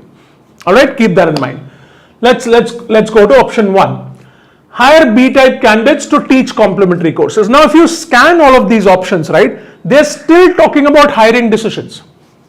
Okay, so it's still within the realm of recruitment that we considered, right? The decision that you're taking is still a recruitment decision. But in the previous question, you had to take the best recruitment decision. Here you have to take a hiring decision which will best reduce conflicts and politicking amongst the faculty. So your decision can be different, right? So that's why it's important to read the question. But there's still hiring decisions, okay? Hire B-type candidates to teach complementary courses. Now, if you go with B-type candidates to teach complementary courses, remember one of the problems is they're having difficulty upgrading. So potentially the existing professors are not able to teach or develop complementary courses. That's why they're having difficulty. We can make an inference like that. If you hire B-type candidates to teach complementary courses, it will most likely be separate, right? Because the current professors are teaching the standard subjects, the senior faculty. The current faculty is teaching the standard regular subjects. When you hire B-type candidates, they will teach complementary courses. So these will be new courses. So you will have, they will be separated. The current faculty will teach the existing courses. The B-type candidates will teach complementary courses. There's no conflict here. Let's park it. Hire A-type candidates to teach existing courses and ask existing faculty to teach new courses. Interesting. So A-type candidates are new teachers or professors who will teach existing courses, and then you will ask existing faculty to teach new courses. Put yourself in the place of an existing faculty. How will you feel? You're an existing faculty. You've been teaching these courses for a long time. Some of them are senior faculties which will retire in some time. Suddenly, if you're asked to teach new courses and you come to know that the new candidates are teaching existing courses, how will you feel about it? Obviously, there will be conflicts and politics. Right? Put yourself in that situation. These are senior people. And you're telling them, okay, the new guys, the new young recruits that are coming in, okay, will teach your courses and you'll have to teach new courses. Potentially, you have a difficulty with new courses. This is obviously create conflicts. Right? Remember, we have to answer the question. The ego will come into picture here. It will create conflicts. It will create politics. This can't be the answer. Hire A-type candidates and let the new as well as existing faculty offer same courses. Now remember, A-type candidates are good. They can teach the existing courses, right? And they're great teachers as well. You're letting the new as well as existing faculty offer same courses. So the existing senior faculty who's still on the payroll, a part of the institute, they will continue teaching existing courses. These new folks will also teach those courses. It can create conflict. Okay, again, the existing folks won't be happy about this because this is their domain. And suddenly you have these new young guys who are also teaching their courses. It can create conflict and politics. Okay, there is overlap that can create conflict. Hire C-type candidates and allow them to teach all types of courses. This is disaster. Again, with reference to the question, keep the question in mind. Why am I saying it's disaster? These folks, C-type, go back and read the set. They're not great teachers. They're not good teachers. You're letting them come in and teach courses, all types of courses, including the courses taught by senior faculty. The senior faculty is not going to be happy about it. They'll be like, you've gotten candidates who are not capable and you're letting them teach my courses, something that I've been teaching for years. This is a disaster from the question perspective. Keep the question in mind. Hire B-type candidates and allow them to teach all kind of courses. Again, you'll have the same problem. You're creating overlap. Okay, you're bringing in these folks who are average teachers. That's what the set said, right? Who are average teachers, right? And their competence is in new courses. Their competence is not in existing courses. You're bringing them in and you're allowing them to teach all courses. They don't even have competence in existing courses. They're average teachers. The senior faculty is not going to be happy about it. Again, there is overlap. That's why this can't be the answer. Again, keep the question in mind. To reduce conflicts and politicking amongst the faculty, this is the best decision because this will keep the teaching separate and the subject separate between existing faculty and the new faculty, and hence that's the answer. It's not the best recruitment decision, right? But we don't have to consider that in this question. That's why it's important in BDM to just answer the question. It's not the best recruitment decision, but the question is not asking you for that. That was question 1. Here, this option is best to reduce conflicts and politicking. All right? Okay, let's go to question 3. Suppose the Dean Academics wanted to ensure the most efficient utilization of faculty resources. All right? Now, this is another problem statement. He wants to ensure the most efficient utilization of faculty resources. All right? Which of the following hiring decisions will ensure the most efficient utilization of faculty resources? Now you have to pick an option which will ensure the most efficient utilization of faculty resources. Now, what is efficient utilization? You have to understand that. Efficiency, the standard definition is maximizing productivity with minimal wastage. That's efficiency. The resources that we have, faculty resources, we utilize them to the maximum level possible, okay, with minimal wastage. That is what we're looking at, and that is what efficiency means. Okay, so keep that in mind. So we have to pick an option, right, where we are maximizing productivity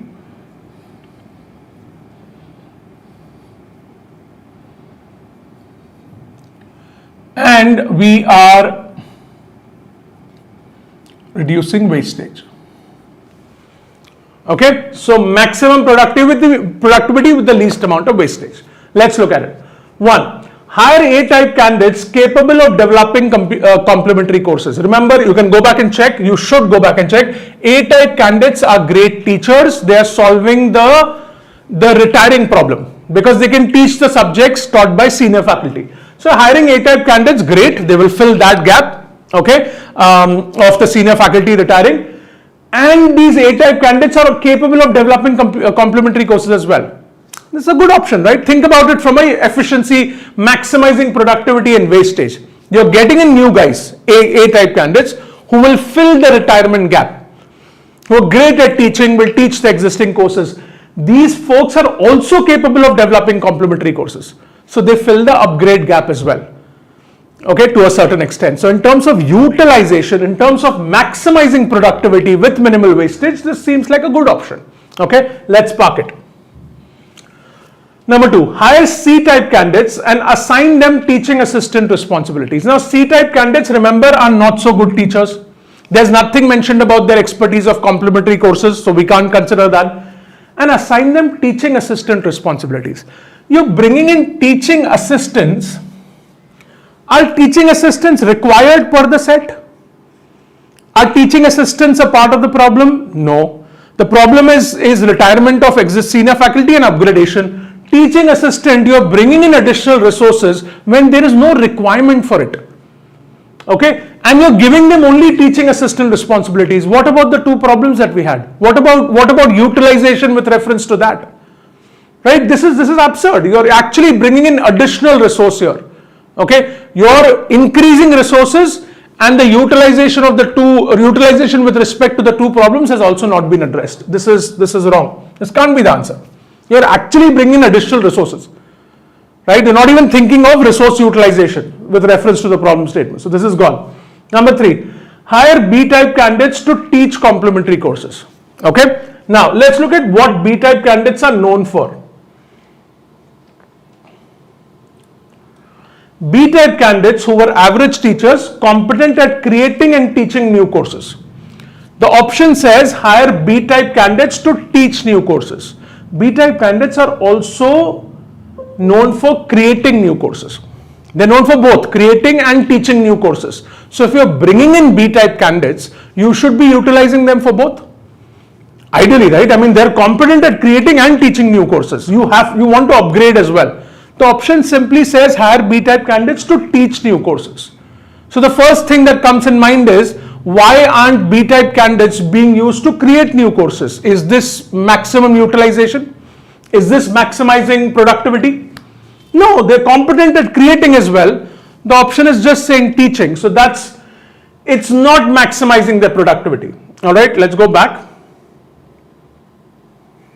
Okay, B-type candidates to teach complementary courses. So that part is missing, creating. So in terms of resource utilization, this doesn't look like a good option.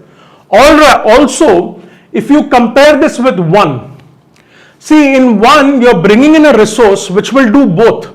They will teach, okay, and they will also develop complementary courses. Here, you're bringing in a resource which will only teach complementary courses. Okay, what about the existing courses? We had two problems. Senior faculty is retiring. B-type candidates won't be able to fill that gap. You'll have to get additional people for that. Right? You'll get B-type who will teach complementary courses. Then you'll have to get additional resources to fill that gap. But if you look at 1, it says A-type candidates who can fill the retire gap, and they're also capable of developing complementary resources. So the utilization is much better in 1 than 3. So we're going to eliminate 3. Hire A-type candidates and let the new as well as existing faculty teach same courses. New as well as existing faculty teach same courses. How is this good utilization? You're creating overlap. You have two resources who can do the same job. That is not efficient utilization of resources. That is not maximizing productivity, right? Whereas 1 is good because they're also capable of developing complementary courses. So no, the fact that you're letting new and existing teach the same courses, that is not maximizing utilization. ask existing faculty to develop complementary courses. Now, this might seem like an attractive option. Okay, ask existing faculty to develop complementary courses. So you are actually maximizing utilization of resources, right? You're not even recruiting. It says most efficient utilization hiring decisions.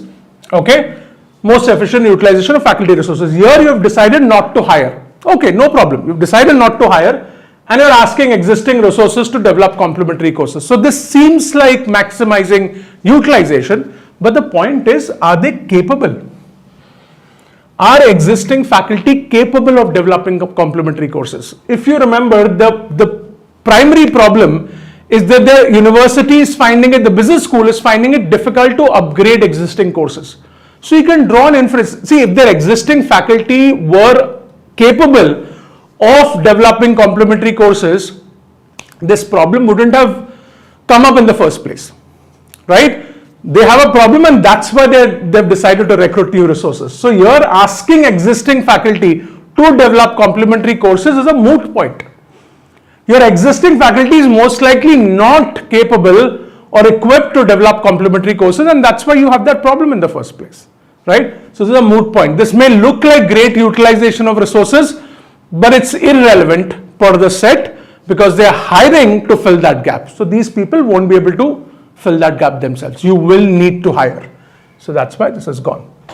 The answer therefore is 1, okay, because it's dual, right? They will teach and they're also capable of developing complementary courses. Okay, this is a little bit of a tricky question. I think out of the 3, this is the most tricky question. All right, okay. Okay, let's look at the set. It says moonlighting is the practice of working for one organization while also accepting additional responsibilities and jobs, typically without the employer's knowledge in another organization. This is very tricky. So what this means is, again, I don't want to give you too much external context because we should stick to the question and the information provided here. It defines moonlighting in the beginning itself, where you are working for one organization, but you're also accepting additional responsibilities and jobs in another organization. Okay, and the tricky part here is that your original employer doesn't know about these additional responsibilities and jobs that you've taken in another organization. Okay, it is named as such because it is typically performed at night or on the weekends. So you're working full-time in company A, but you are working on the night or on the weekends for company B. Doing 2 remote jobs at once was already happening. It was the biggest open secret out there in tech, said a US techie. Now, this happened a lot during COVID because everybody switched to working from home. So a lot of people, many people started moonlighting, and this became a hot topic with employers during that time. And that's why this question appeared in XAT 23 because it was still a hot topic back then. Okay, so they've defined moonlighting, which is pretty clear. And they've also said that doing 2 remote jobs at once was already happening. It was the biggest open secret out there in the tech, said a US techie. All right. Now, due to weaker margins, major Indian IT companies such as Infosys, TCS, and Wipro announced that they would delay, postpone, or reduce variable payouts to employees for the first quarter of fiscal year 2023. Okay, weaker margins, weaker profit margins. Major Indian IT companies postponed their variable payouts. Delay, postpone, or reduce. Variable payouts is bonuses to employees for the first quarter of fiscal year 2023. This drew attention to moonlighting. Okay, so you'll have to connect the dots here. If your variable pay is going down, if your bonus is going down, that means overall compensation is going down. So then probably employees will be encouraged to moonlight to make up for that loss of pay. All right, that's what you'll need to, that's where you'll need to connect the dots here. So this drew attention to moonlighting. The Indian IT industry was divided on the issue of moonlighting. Some considered it unethical, while others viewed it as an urgent necessity. Okay, so there was a debate, and this happened in reality as well. Between employers, there were different views. Many of the employers, if not most, said it was unethical. I'm giving you the reality, what happened in reality, while others were okay with it. But here it's saying it's divided. Some consider it unethical, while others view it as an urgent necessity. I'm just giving you external context just to sort of make you understand what happened in reality, but don't bring that in here. It's important to stick to the information in the question. So some consider it unethical, while others viewed it as an urgent necessity. Infosys chairman Patrick's stance on this matter was crystal clear. There is a great deal of talk about people working part-time in the tech industry. This is cheating, pure and simple. Now, Patrick is completely on the side which considers this as unethical. Okay, he's the chairman of Infozeta, a fictitious company, and he says that this is cheating, pure and simple. So he considers this to be completely unethical. Okay. All right. Okay. However, Macmillan, CEO of Beta Universe, does not consider moonlighting as cheating. Okay. So Macmillan is on the other side. Employment is a contract between an employer who pays me for working n number of hours per day, he explained. Now, what I do after that time is entirely up to me. I can do whatever I please. All right. So this is the CEO of another company, okay, who is okay with moonlighting. He's saying that I'm paying my employees, let's say, to work 8 hours a day. They have to work 8 hours for me. What they do after 8 hours is none of my business. Now, obviously, if you think about it, Macmillan will be very popular with employees. Okay, and Patrick won't be. Okay, but they have their own reasons. Patrick considers it completely unethical. Macmillan is okay with it. He says, doesn't make a difference to me what they're doing outside the number of hours that I'm paying them for. Okay, all right. So again, of course, the central idea is about moonlighting, and the central idea is the divide between the employers, some considering it as unethical, while others viewing it as okay. Okay, and they also define moonlighting for your convenience. So definition and then the division between the divide on the concept of moonlighting with two views, Infozeta chairman Patrick and Macmillan, CEO of Beta Universe. All right, keeping this in mind, let's go to the questions. Okay, which of the following options will have the least negative consequence on moonlighting employees? Now, again, I keep repeating this. In DM, it's very important to understand what the question is asking and answering only the question. Okay, so which of the following options will have the least negative consequence on moonlighting employees? We're thinking about moonlighting employees. Okay, we have to choose an option that will have the least negative impact or consequence on moonlighting employees. So we have to choose an option which thinks about moonlighting employees. I wouldn't say in favor of moonlighting employees, but with the least negative consequence. But we have to put ourselves on the side of moonlighting employees and think about an option. So understand the question very well and answer that only. Okay, all right. Now, 1. Employees' performance may be adversely affected because of overworking. And now again, here when it says employees' performance, they're talking about moonlighting employees. You have to keep this in consider this in context with the question. Employees' performance may be adversely affected because of overworking. They're moonlighting, hence they're overworking, and their performance is adversely affected. This is definitely going to have a negative consequence on moonlighting employees, a considerable negative consequence. This can't be the answer. Okay. Increased family problems because employees will not spend quality time at home. Okay, because they're moonlighting, they're spending more hours working, so that reduces their quality time at home. The option says increased family problems crop up as a result of that. Now, here you may think that we're looking at employees, so we shouldn't consider their personal life. Again, look at the question, least negative consequence on moonlighting employees. It doesn't say with reference to work or with reference to personal life, or we should not consider personal life, nothing like it. The question, nothing like that. The question says negative consequence on moonlighting employees. If they're having increasing problems, it will have a negative consequence on them. And this is pretty significant, family problems. So we're going to remove this. Employer reducing daily working hours from 8 hours to 6 hours. Okay. The employer is not firing them. They're reducing their daily working hours from 8 to 6, a 2-hour reduction. You may think that, of course, if 8 hours goes to 6 hours, the pay can also be reduced, right? That's a logical inference. So will it have a negative consequence? Yes, but we have to compare that with other options and see if it's more serious than them or less serious than them. So let's park it. Poor physical health of employees because of excess work. Health is wealth, as the cliche goes, and it's true.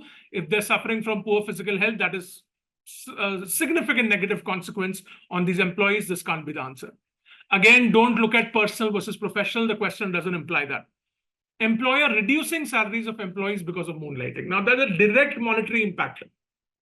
Okay, direct monetary impact. Even if you compare this with 3, the hours are going down there. Here we have a direct monetary impact. The hours going down may or may not have a salary impact. We don't know. But here it's clearly telling you reducing salaries of employees. This is considerable negative impact. Now, the answer is definitely 3. Okay, we can arrive at that by elimination as well. You may find it tricky if you bring in the personal aspect. As I've told you, we don't have to consider that. The question doesn't imply it. And if you're worried about 3 and the R's going down, think about it. If the R's go down from 8 to 6, that means they can utilize those additional R's in moonlighting. So the loss of pay, if there is a loss of pay, okay, because of the R's going down, they can make up for that pay or potentially make up for that pay in those extra hours of moonlighting. So out of the 5 options, this does have the least negative consequence, and that's why it's the answer. All right, remember to understand the question and answer only the question. Okay, all right. Let's go to question 2. Mr. Q, long one. Mr. Q is an IT professional who works for a small company in Bangalore. Okay, I'm just highlighting the points that I think are important. Again, I'm not keeping the options in mind. I'm just highlighting just by reading the question. His office hours are from 2 p.m. to 10 p.m. Okay, thus he wants to utilize his morning time. He thought of taking up extra work. However, he's not sure about the righteousness of his decision. Righteousness. So he's worried about whether this is morally right or morally wrong, or ethically right or ethically wrong. So Mr. Q is clearly thinking about, I mean, he's probably a man of ethics. Okay, so he's thinking about the righteousness of his decision, whether it's right or wrong morally. His company does not have any clear policy on moonlighting. Okay, so company does not have any clear policy on moonlighting, so maybe that's why he's confused. As he's confused, he seeks opinions of the people who work in his industry to understand ethical dimension of moonlighting. The following opinions are shared with Mr. Q. Now, remember, the opinions are being shared with Mr. Q are about the ethical dimensions of moonlighting, because Mr. Q is confused about that. He's confused about the righteousness or the moral implications or the ethical implications of his decision. So it's all about ethical of moonlighting. Keep that in mind. Okay, it's a combination question, as we can see. So we can read the question first so that then we can evaluate the points accordingly. Given the above mentioned opinions, remember these are opinions, which of the following combinations will best help Mr. Q realize that moonlighting is unethical? Again, read the question very carefully. You have to choose a combination of opinions that will help him realize that moonlighting is unethical. Okay, it's very clearly given here. So you have to prove through the opinions, you have to prove to Mr. Q or make him realize that moonlighting is unethical. So we have to choose opinions which are in a way against moonlighting. This should be very clear in your head.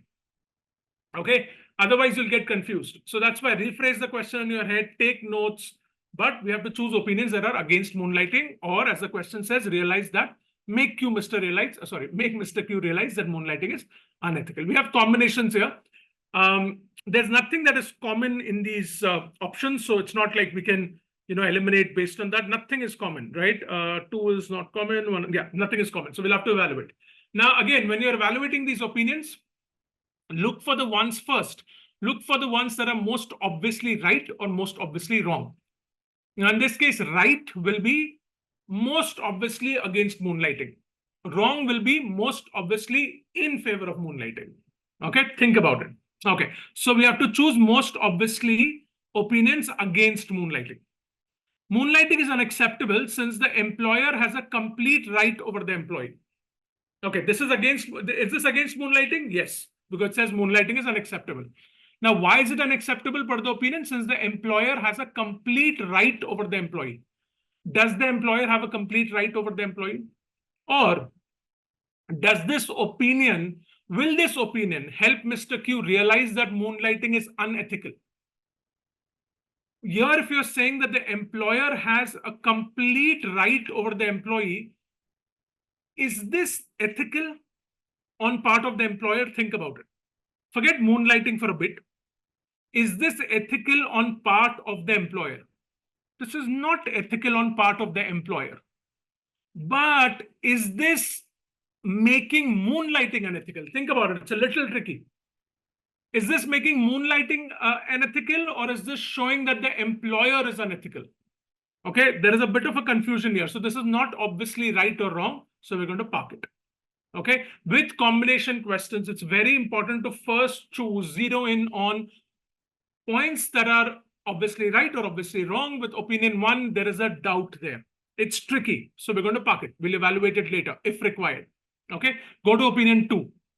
Moonlighting is a choice of the employee, and that the employer has no authority over the employee's conduct after office hours. Now read the option. It's saying moonlighting is a choice of the employee. An employer has no authority over the employee's conduct after office hours. Does this prove that moonlighting is unethical? No. Is this against moonlighting? No. This is in favor of moonlighting. Now it's saying it's okay to do moonlighting because it's an employee's choice. Employee can do whatever after the employer's office hours. So this is in favor of moonlighting. Remember, we are choosing against moonlighting. It's important to remember that. Okay. So this is obviously wrong because this is in favor of moonlighting. This is gone. Opinion 3. Moonlighting leads to employee missing out on important organizational work. If moonlighting is causing the employee to miss out on important organizational work, this is unethical. This is unethical about moonlighting. This is an opinion against moonlighting. Think about it, right? Because if an employee is missing out on important organizational work because they're putting in extra hours in another company, then that's unethical.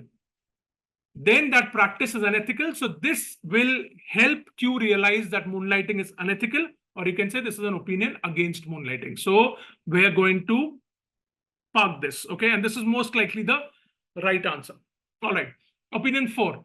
While moonlighting, the employee might unknowingly leak critical information gained from one organization to the other. If this is happening because of the employee is working for 2 companies, he works for company A and B, and then while moonlighting for B, he inadvertently ends up leaking information about company A unknowingly. That's unethical. That makes moonlighting unethical. And this opinion is against moonlighting, so this is also the right option. Obviously, right option 3 and 4. 5. It's okay to moonlight as employers are exploitative and underpay employees.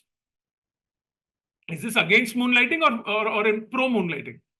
It's okay to moonlight as employers are exploitative and underpay employees. So this doesn't cast moonlighting as unethical. This is in favor of moonlighting. We're looking for against moonlighting. This is obviously wrong. Important to choose what is obviously right or obviously wrong first. Okay, 2 and 5 is gone. Based on that, you can eliminate options. So 2, this is gone, this is gone, this is gone, this is gone. Right? You're left with only this, and this is the right answer, which is 3 and 4, which are marked as tick. So now, right, if you go by this way, you don't even have to worry about 1. So if you're stuck, if you're confused, always park it. Look for the most obviously right and wrong, and then try to solve it accordingly. Now let's come back to 1, just to understand it. The answer is definitely 2, opinions 3 and 4. But if you, again, I'm saying moonlighting is unacceptable since the employer has a complete right over the employee. This doesn't make moonlighting unethical. This makes the employer's behavior unethical. Think about it. Employer having a complete right over the employee. In which world can this be correct or can this be ethical? Okay, some employers would like to believe this is ethical, but this is not. They don't have a complete right over their employee. Okay, this makes them sound like a slave driver, right? That employer is the master and employee is the slave, right? I mean, some employers may want to believe that, but that's completely unethical. So it's making the employer practice unethical. It's not making moonlighting unethical. That's what we need to understand. And that's why opinion 1 is not the answer. Okay. All right. So the answer is definitely opinions 3 and 4. Okay. All right. Let's look at the set. Dhan, a poor but enterprising 15-year-old, resided in the world's largest slum in a metropolitan city along with a widowed mother. Okay. So Dhan, a poor but enterprising 15-year-old, resided in the world's largest slum in a metropolitan city along with a widowed mother. Okay. So these are aspects about Dhan. The densely packed slum housed about 1 million people, mostly in rickety one-room tenements connected by labyrinthine lanes and by-lanes. Okay, so this was obviously, I mean, very, very densely packed, 1 million people in slums, and clearly in poor condition. I mean, it's a slum, so it's bound to be in a poor condition in a metropolitan big city. Dhan's mother worked intermittently as a daily wager, all right, in a small savory factory, all right. So clearly, I mean, she's 15 years old. Dhan's mother's working intermittently as a daily wager. So it must be quite difficult for them to make ends meet, right? Daily wager is hardly any money that she's earning, and she's working intermittently as a daily wager. For a 15-year-old, Dhan's life was hectic. All right. She spends 2 hours every day in fetching water for the household, packing breakfast and lunch for her mother. Okay, that's a lot for a 15-year-old. In addition, she had to prepare supper as well. On her mother's insistence, Dhan also attended an evening bridge school run by the NGO. So she's not only shouldering those responsibilities as a 15-year-old, she's also going to evening bridge school run by an NGO at her mother's insistence. Dhan's dream was to provide a comfortable life to her mother and take her family out of poverty. Great, great. So as a child, she dreams, she sees her mother struggling every day, and she sees, herself struggling as well. So she dreams about a good life, a comfortable life, and, elevating her family. Of late, Dunn observed that customers to a nearby tea-cum-savory stall were mostly the slum dwellers who thronged the stall for its low prices and lack of alternatives. So till now, we've been talking about Dhan and her difficulties and her mother's difficulties as well. Here, we are talking about a new point. So do notice that. Keep an eye out for such things.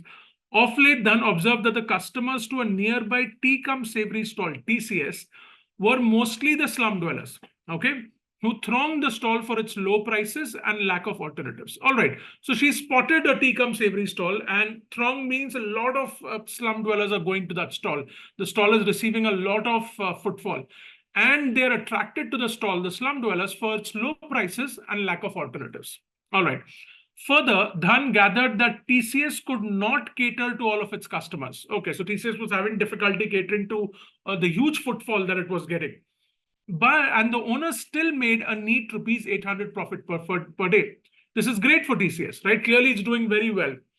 Customers are going there for low prices, lack of alternatives. He's making a neat 800 profit per day, which for a slum area might be a good amount, but he's not able to cater to all its customers because the footfall is too much. Dhan saw that as a probable first step towards the family's economic independence could be to own her own TCS. Okay, so Dhan saw that owning her own TCS, owning her tea-cum-savory stall could be a probable first step towards a family's economic independence. She's clearly enterprising. That's what it says in the beginning. So she's thinking about that. She's thinking about coming out of poverty. She's thinking about giving herself and her mother a comfortable life. And she spotted a good venture, right? An idea at least. There is a stall which is doing really well, but it's not able to address its customer base, right? So she sees that as a potential idea. This is fantastic, right? She's clearly very enterprising. So we know quite a bit about Dhan from this set. We know quite a bit about the difficulties that the mother and herself are facing, and the potential business idea that she has. All right, let's keep that in mind, and let's go to the questions. From the following, choose the best option that will increase Dhan's chances of realizing her dream of starting a venture. So Dhan is looking at that, right? Looking at starting a similar TCS, her own TCS, a tea-cum-savory stall. Read the question carefully. Best option that will increase her chances of realizing her dream of starting a venture. That's what we have to answer. We have to pick an option that will maximize her chances of her opening her own TCS in the future. Okay, that's how we have to evaluate it. Now let's look at the options. Request mother to fetch water for the household. Now remember, Dhan is spending 2 hours every day fetching water. It says that here. Okay, so if she requests mother to fetch water for the household, what you have to ask yourself is how is it going to benefit her? How is it going to increase her chances of owning her or starting her own TCS? All this option will do is if she requests mother to fetch water for the household, she will get an extra 2 hours. Okay, so what she's getting here is time. She's getting extra time that she could utilize to sort of, start the process of her own venture, and probably once the venture is set up, run her own venture as well. So this option will give her time. Okay, all right, let's park this. Hire someone at rupees 10 per day to fetch water for the household. Okay, now option 1 and 2 are both giving her time. Same, 2 hours of time. Here she's paying someone 10 rupees per day. One, she's asking her mother, but both give her time. Okay, and you could argue that, okay, probably requesting a mother would be better than hiring someone at 10 per day because they're already struggling with money. But both are giving time. Let's keep that in mind. Request mother to stop working and be a partner in the new venture. Now think about this option. How will this option help her? Okay, Does option 3 give her time? No. Does option 3 give her money? No. What does option 3 give her then? It gives her a mother's support in starting a new venture, right? Like she's thinking of owning her own stall. So if the mother joins and partners, then obviously the mother can help Dhan, right? And she will be able to provide some really good help to her in sort of realizing her venture. And why is this important? Now, this is where you have to connect options to nuances in the set. Dhan is an enterprising 15-year-old. Dhan is a child. Okay, she is a child. She's a teenager. Can she start a venture on her own? Think about it. Now, some may argue yes, but that's exceptional circumstances, right? She lives in a slum area. It's bound to be a difficult area, right? She has a competitor anyway. She's a competitor already. She's thinking of starting her own tea stall from the scratch. As a child, she won't be able to manage it. She would definitely need an adult support here. Okay, at least in the beginning, to start her venture and get it running. Even I would argue for implementation also, right? As a 15-year-old, will she be able to deal with all the customers? Right? There can be risks there, right? There can be problems there if she's a child running a stall in a slum area. So as a child, she would definitely need adult support, and that's what this option is giving you. Okay, it's not really giving you time or money. It is giving you adult support, which is very much needed because Dhan is a child. You have to keep that in mind. Okay, let's park this. Stop going to the bridge school. Well, again, what does it give her? It gives her time. Okay, stop going to the bridge school. Can that be a good option? Stopping her education? Well, let's stick to the question. Is this increasing Dhan's chances in terms of time? Okay, we're parking this as well. Request mother to pack her own breakfast and lunch. Again, this will give her time. Okay, so if you look at 1, 2, 4, and 5, how are these options helping Dhan? By giving her time. But at this stage, what Dhan needs the most is adult support. As a child, she will not be able to start. Chances are very less of her realizing a venture or starting a venture on her own as a child. She really needs a mother's support. She really needs an adult support here. And therefore, option 3 is the answer. It's a tricky one. Okay, right up front, if you look at request mother to stop working and be a partner in the new venture, the first thought that will come to her mind is her mother is earning. Okay, so that money will stop. Yes, it will stop. I agree. But she really needs adult support at this point in time. Okay, and out of the 5 options, 4 are giving her time. 1 is giving her adult support. For her, adult support is crucial at this stage as compared to time. And hence, the answer is 3. Okay, so it's very important to connect to nuances, right? That's why you have to catch those nuances when you're reading the BDM set. Do take notes on your notepad. It's very important. So that 15-year-old aspect, the child aspect, is very important here, and that's why 3 is the answer. It's a tricky question. Okay, let's look at 2.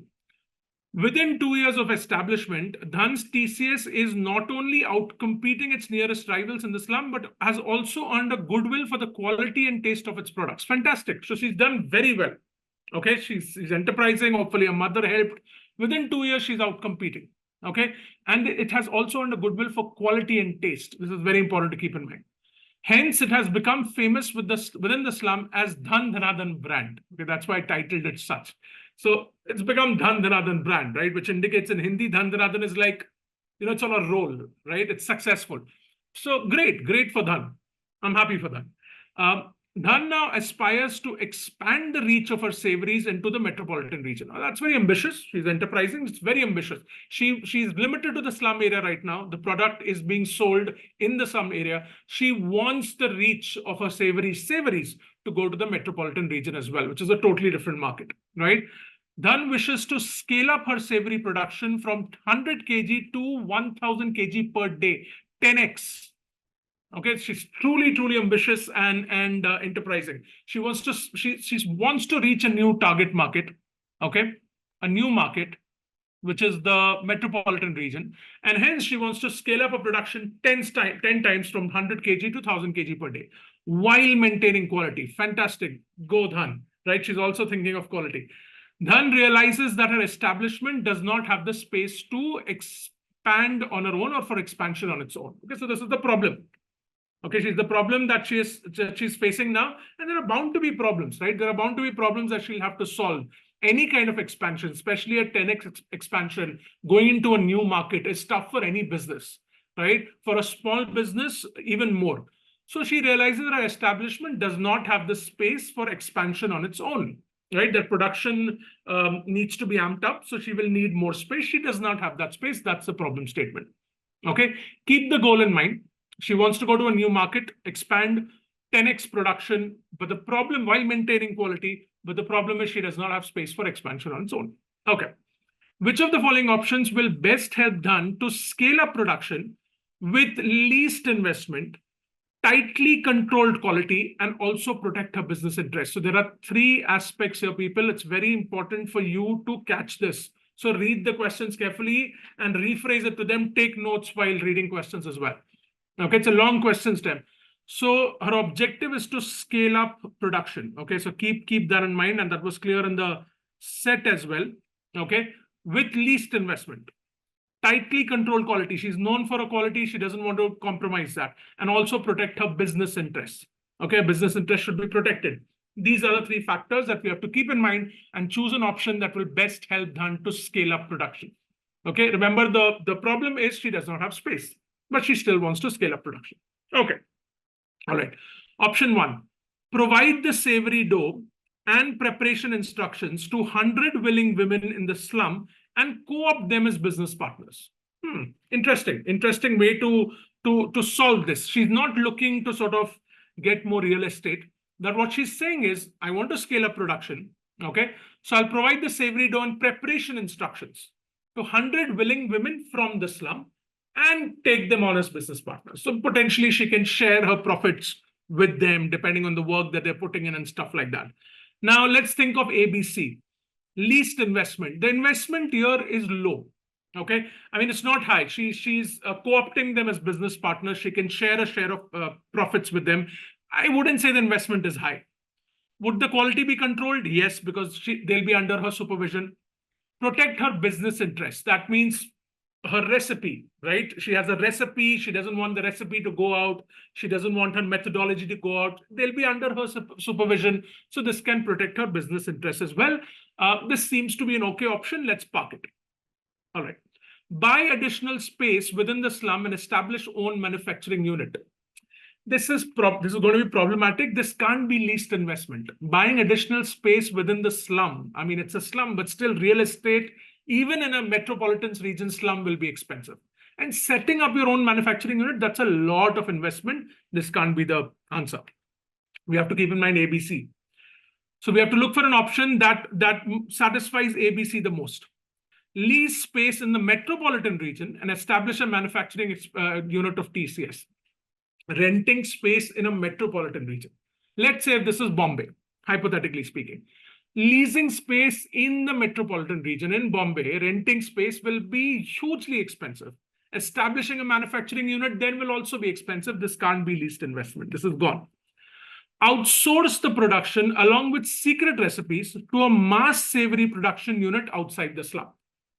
So she's outsourcing the production. I can't handle it. I'm going to outsource it to a mass savory production and let them manufacture it for me. Now, is it least investment? Not really. Outsourcing it to a mass savory production unit will be costly. They will charge Dhan. Okay, so not really least investment. Will the quality be controlled? Remember, it's a mass savory production unit. You have to catch this. This is important, right? You have to catch those points in options questions too. Mass savory, anything that is mass production, quality can be compromised there. I'm not saying will be compromised, but chances are her products are very not customized, but her products are she's doing it at a small scale. She's currently making the savory dough herself. She's putting all her love and care into it. Right? She's really she's known for quality. Okay, everything is under her control. You go to a mass savory production unit, they're not going to do it with the same love and care. Right? So quality most likely will be compromised. So that's problem B. Protect her business interest. She's giving her secret recipes to them. Okay, which has made her stall popular. Can you trust the mass savory production unit completely? Not completely. Right? So protecting her business interest also becomes an issue then. Okay, it's to do with the secrets leaking out. This is not a good option. Stop catering to the slum dwellers and start serving the metropolitan region exclusively. Now, always remember in BDM, you have to answer the question. The question's objective is scaling up production. How is this scaling up production? Forget the other problems with the option and stick to the question. If she stopped catering to the slum dwellers, which is a primary customer base, right? And she doesn't even have that metropolitan customer base yet. She stops catering to them. How does it help her scale up production? It doesn't. It's an absurd option. Everything is gone. Okay, so you're left with one, and which is the answer. And as I said, right, this is a great answer because the investment is low, quality is controlled because they're under a supervision, and also her business interests are protected. Also, if you look at it, this is helping 100 women in the slum. So this is also community service in a way. And this connects to XLRI's values. And that's why I always say in BDM, it is important to connect your answers to XLRI's values wherever applicable.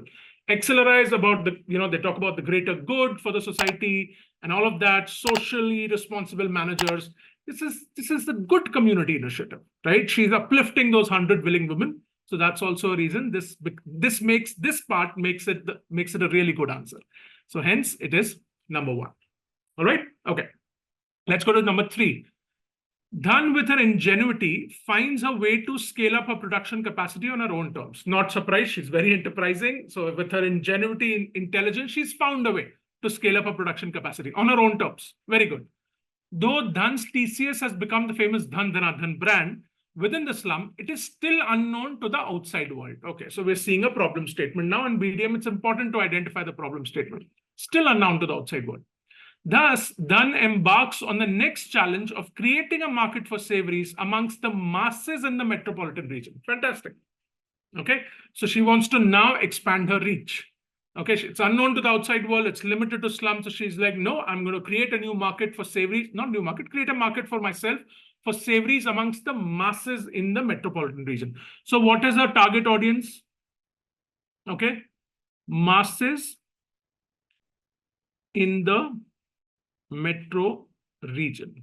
Okay, and her objective is to expand her reach. From the following, choose the best option that will help Dhan to sell her products at the lowest price to a maximum number of metropolitan customers. Again, there are 2 aspects here. Last time in the last question, there were 3 aspects. Please catch all of that. Okay, spend some time reading the question, read the question twice. So best option that will help Dhan to sell her products at the lowest price. Okay, that's important. To a maximized number of metropolitan customers. So she wants to maximize reach here in her target market, which is masses metro region, at the lowest price. Keep both in mind. Number 1, hire a few sales executives to sell products of Dhan Dhana Dhan brand. Hire a few sales executives. A few sales executives, will it help her maximize the reach? Probably not. Few sales executives, how much of dent will they make? And hiring sales executives is going to, you'll have to pay them salary. You'll have to potentially pay them a commission as well, whatever that model is, but you're hiring them. And sales executives, these are sales executives. Sales executives will come at a higher price point. Okay, so the price doesn't look great here. It seems like a high priced option. And also a few sales executives, how much reach will they maximize? Not a great option. Overwhelm the metropolitan residents with digital advertisements on Instagram.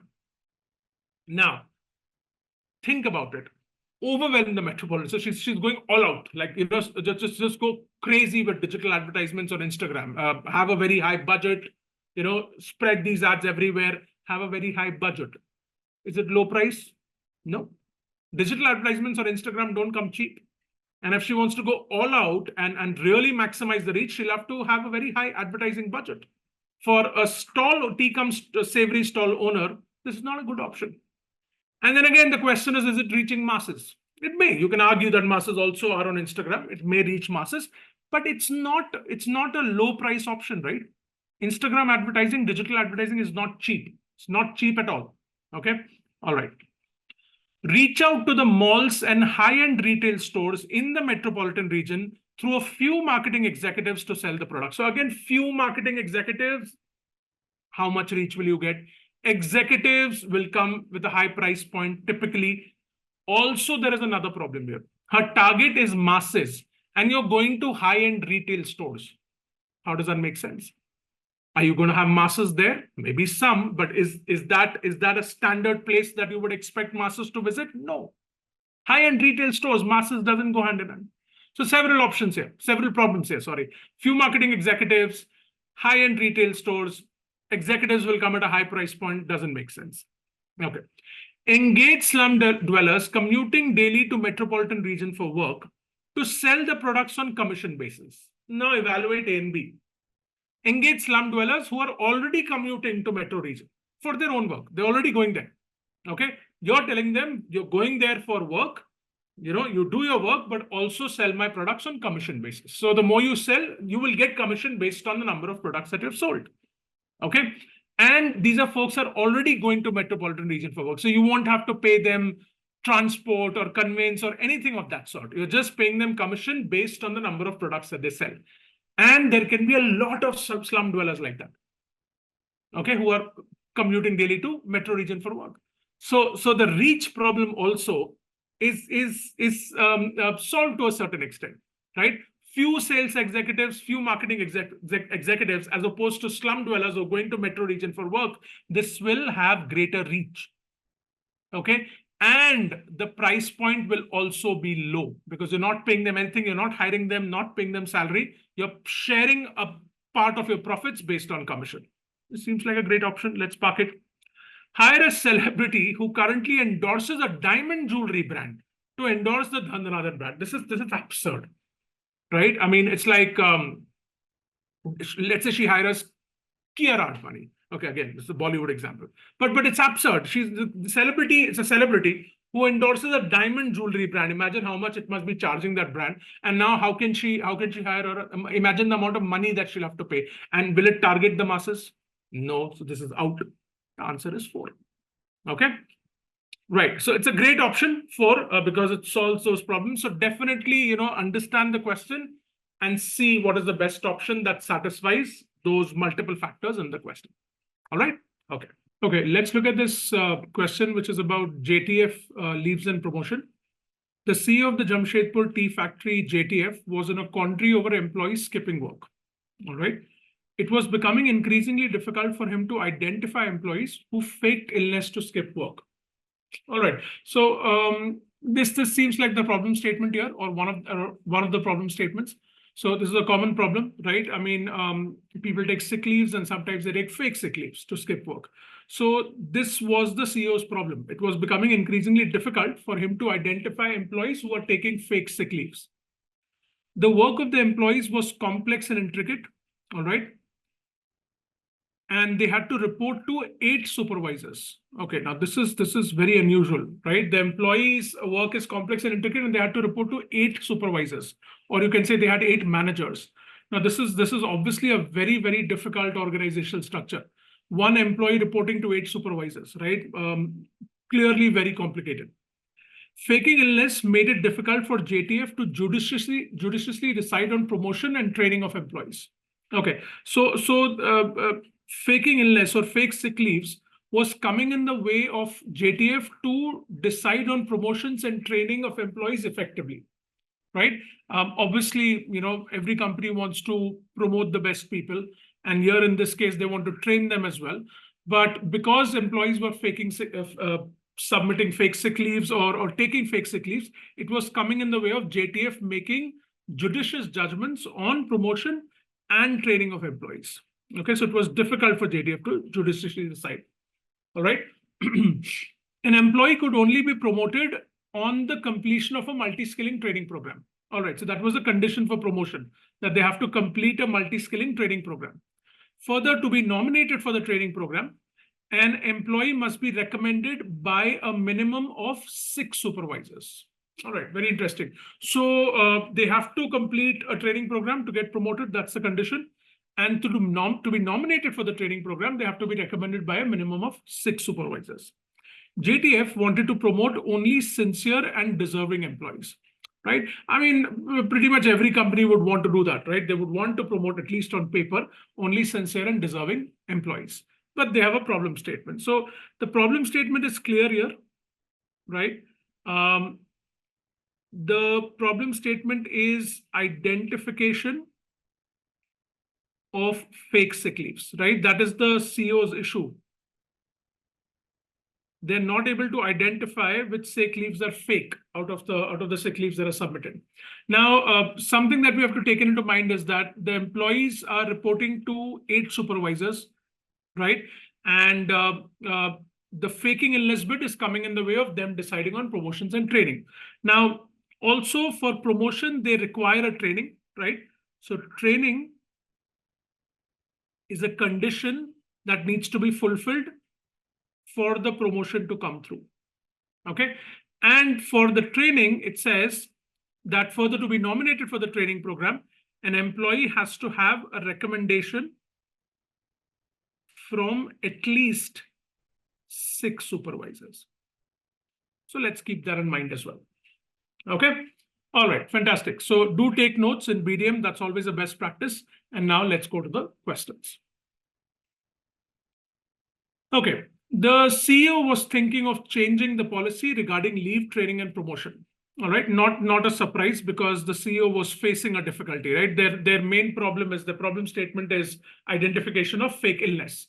So they're thinking of changing the policy regarding leave, which is the problem, training and promotion. Remember, leave impacts training and promotion as well. Which of the following will be the most efficient course of action for JTF and yet be fair to the employees? All right.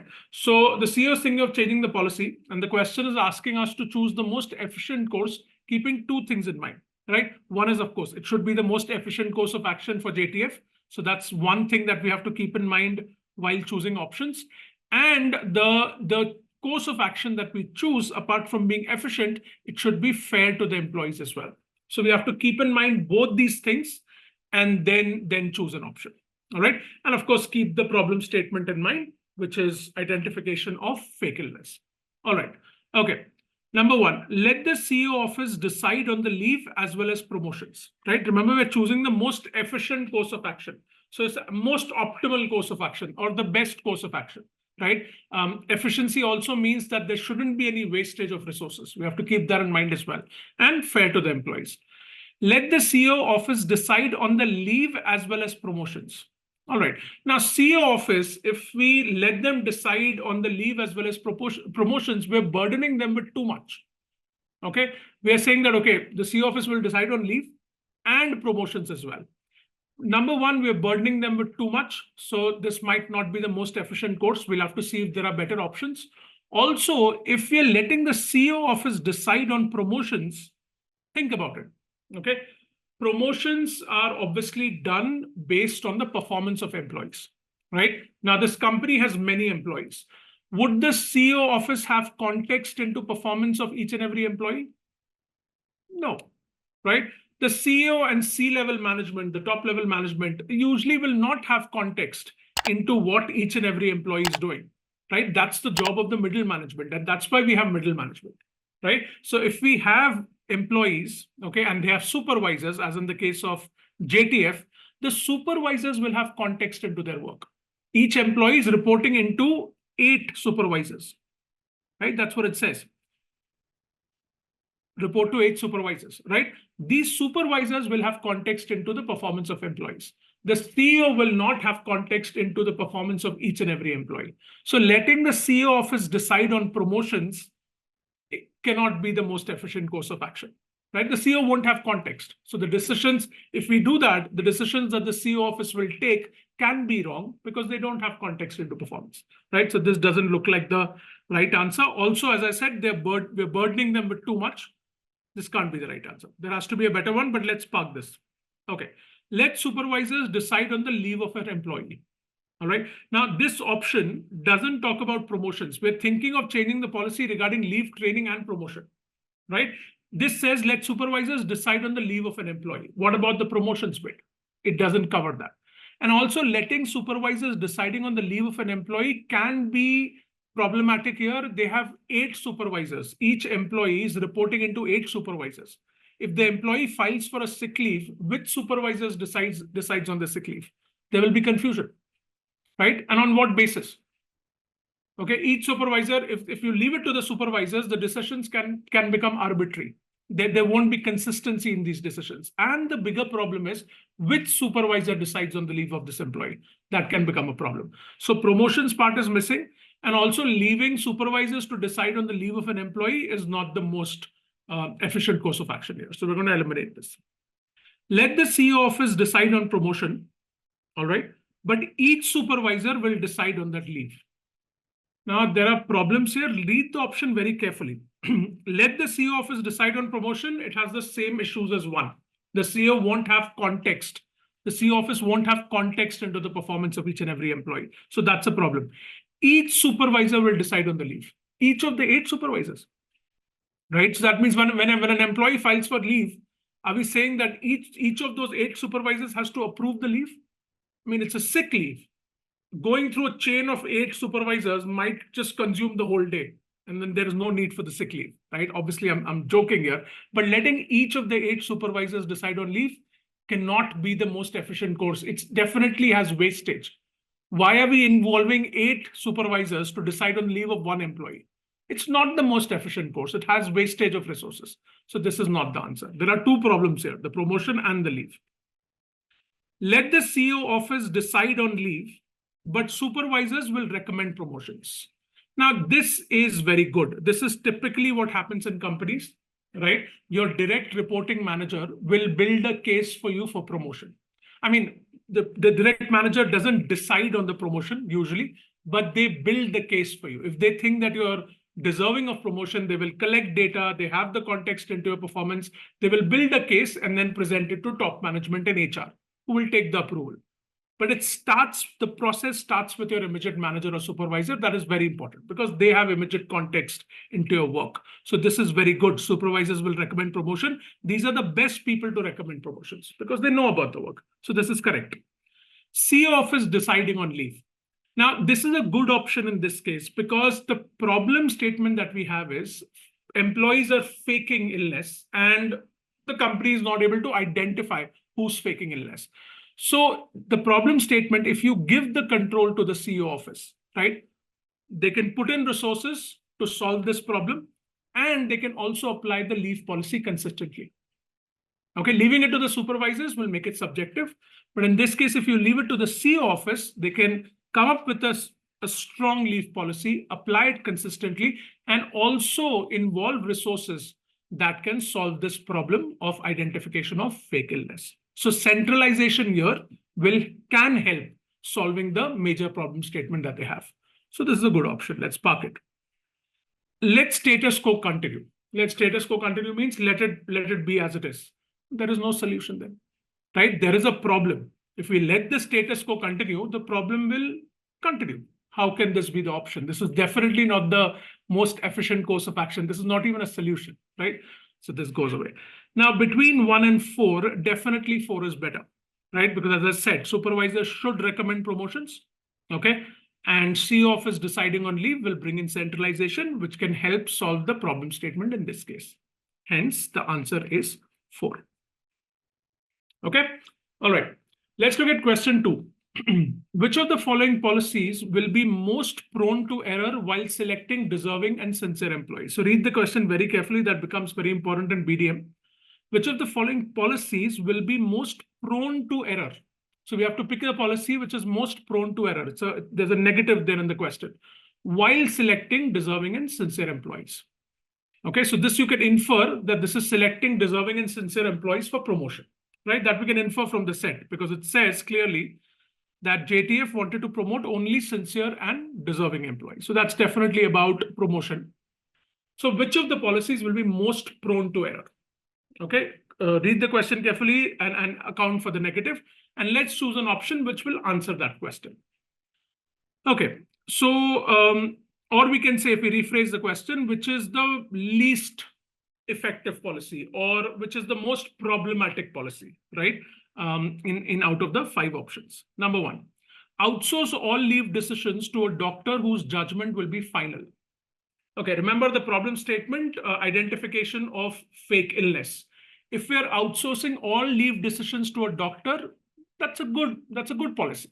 The doctor will be probably the best person who can identify whether the illness is fake or not. So in this case, this is a good solution to the problem, but this can't be our answer because we're looking for most prone to error. This is actually a good solution. Okay, so this is not our answer. Outsource all leave decisions to a lawyer whose judgment will be final. Okay, now this is a tricky one, right? Now you're probably wondering, if we are outsourcing leave decisions to a lawyer, how will a lawyer decide whether somebody is faking illness or not, right? Obviously, the lawyer doesn't have medical expertise. But think about it, this is a lawyer, right? A lawyer is generally good at investigation. Lawyers are shrewd people, right? They have the resources to investigate and they have the resources to figure out the truth as well. So from that perspective, this is not a bad option, right? I mean, you may argue that what does a lawyer know about illness? But remember, lawyers do investigation. They do have the resources to investigate. That can come in handy in this situation. It may sound a little extreme, right? But we're looking for a policy which is most prone to error. Okay, so whether it's extreme or not, we are not going to get into that. Okay, can this solve the problem? Maybe to a certain extent because of the investigation that a lawyer can do. But let's park it. All right. Okay. Number 3, let the CEO office decide on leave, but supervisors will recommend the promotion. Now, this, when you read this option, question 1 will come into your head, right? We chose the most efficient course of action there. And what was the most efficient course of action? Exactly this. We said, let the CEO office decide on leave, but supervisors will recommend promotion. This was the most efficient course of action that you picked. So you've already put in thought there. This can't be most prone to error, right? So, but again, let's not connect questions. CEO office deciding on leave, supervisors will recommend promotions. This is great because, as I said, they have context into work. And CEO office deciding on leave, just like how I said in the previous question, centralized problem solving. This is good. This is actually the most efficient course of action. We're looking for most prone to error, so this is not our answer. Let the CEO office decide on the leave as well as promotions. Again, we are burdening the CEO office with leave and promotions decisions both. Okay, the CEO office can take a decision on leave because, again, centralized problem solving, but the CEO office taking a decision on promotions is not a good idea. Okay, so this can be prone to error, but let's park it. Okay, we have to choose most prone to error. All right, so here the leave part is fine, but the promotions part can be prone to error because the CEO won't have context. Okay, number 5, let the CEO office decide on promotions, but supervisors will decide on the leave. Now, CEO office deciding on promotions is a problem. They don't have context into work, so that will be prone to error. Supervisors deciding on leave. Now, we have 8 supervisors for each employee. If we leave them to decide the leave, number 1, the first question is who out of the 8 will decide on the sick leave? Number 1. And whether we'll have, if we have a policy, will that be consistently applied by all the supervisors? 8 people, okay, deciding on the leave, and it can be random. Any one of them can do it. What is the guarantee that the policy will be applied consistently? In fact, inconsistency can definitely creep in because you have 8 people, too many people. And deciding a leave, why do you need 8 people, right? Number 1. So there are many problems here. 1, who out of the 8 will decide? If all 8 are coming together and decide, that is not required. That is also going to create problems. And again, if you leave it to supervisors, each supervisor can come up with an arbitrary decision or can come up with a subjective decision. And that decision might not be fair, and the leave policy won't be applied consistently. So there are all sorts of problems that can creep in if you leave the leave decisions to supervisors. So there are 2 issues here, right? CEO office deciding on promotions, problematic. Supervisors deciding on leave is also problematic. Okay, so now if you compare 5 with 4, 5 is worse because 4 had only 1 problem, which was the promotions part. 5 has 2 problems, so 4 is gone. Okay, then you're left with 2 and 5. Now, this is honestly tricky. Okay, quite a few of you might have picked 2 because, again, you would have thought that lawyers won't have context. But also think about this. 1, the lawyers are good at investigation, so we have to consider that as well. So this is not a bad option, right? And if you compare 2 and 5, 2 has, even if you say that, okay, the lawyer's judgment can be poor, that is one problem, whereas 5 has 2 problems. Okay, so even if you compare 2 and 5, first of all, 2 is not a bad option because of the reasons that we discussed. But even if you take that into account, 5 has 2 problems as compared to 2, which has only 1 problem. Hence, 5 will be most prone to error. Okay, now this was a very tricky question. One of the tricky questions last year, but yeah, the answer is 5 because of the 2 problems that we have in option 5. Right? Okay. All right, let's look at the set, which is about Aarti and visual impairment. Now it says Aarti, CEO of an FMCG company, was under pressure from the Board of Governors, BOG, to increase diversity in the workforce. All right. So Aarti is the CEO of an FMCG company, and she's under pressure from the Board of Governors, who are obviously higher up in the hierarchy, to increase diversity in the workforce. All right. So obviously diversity is an important point. It's an important aspect in today's organization. So she is clearly under pressure to increase diversity. Now, diversity can come in different forms. The set will make it clear what kind of diversity it's talking about. The board wanted the company to hire candidates with vision impairment, as it believed that they contributed to organizations in many unique ways. So this is the diversity aspect in the question, which is to hire candidates with vision impairment. Now, diversity of employees, of course, is to hire different kinds of employees. And as I said, it can come in different forms. The most common one is gender diversity. But here we're talking about hiring candidates with vision impairment. All right. The board wants to do that because the board believes that they contribute, candidates with vision impairment can contribute to the organization in many unique ways. So that's why they're putting pressure on Aarti to hire such candidates. Now, there's a star against vision, beside vision impairment. So let's look at that. A person with a vision impairment in a range of 60 to 100% is referred to as a visually impaired person. Okay, so remember, they are the board wants them to hire candidates with vision impairment, and here it's defined as that we term a person as visually impaired when they have a vision impairment in a range of 60 to 100%.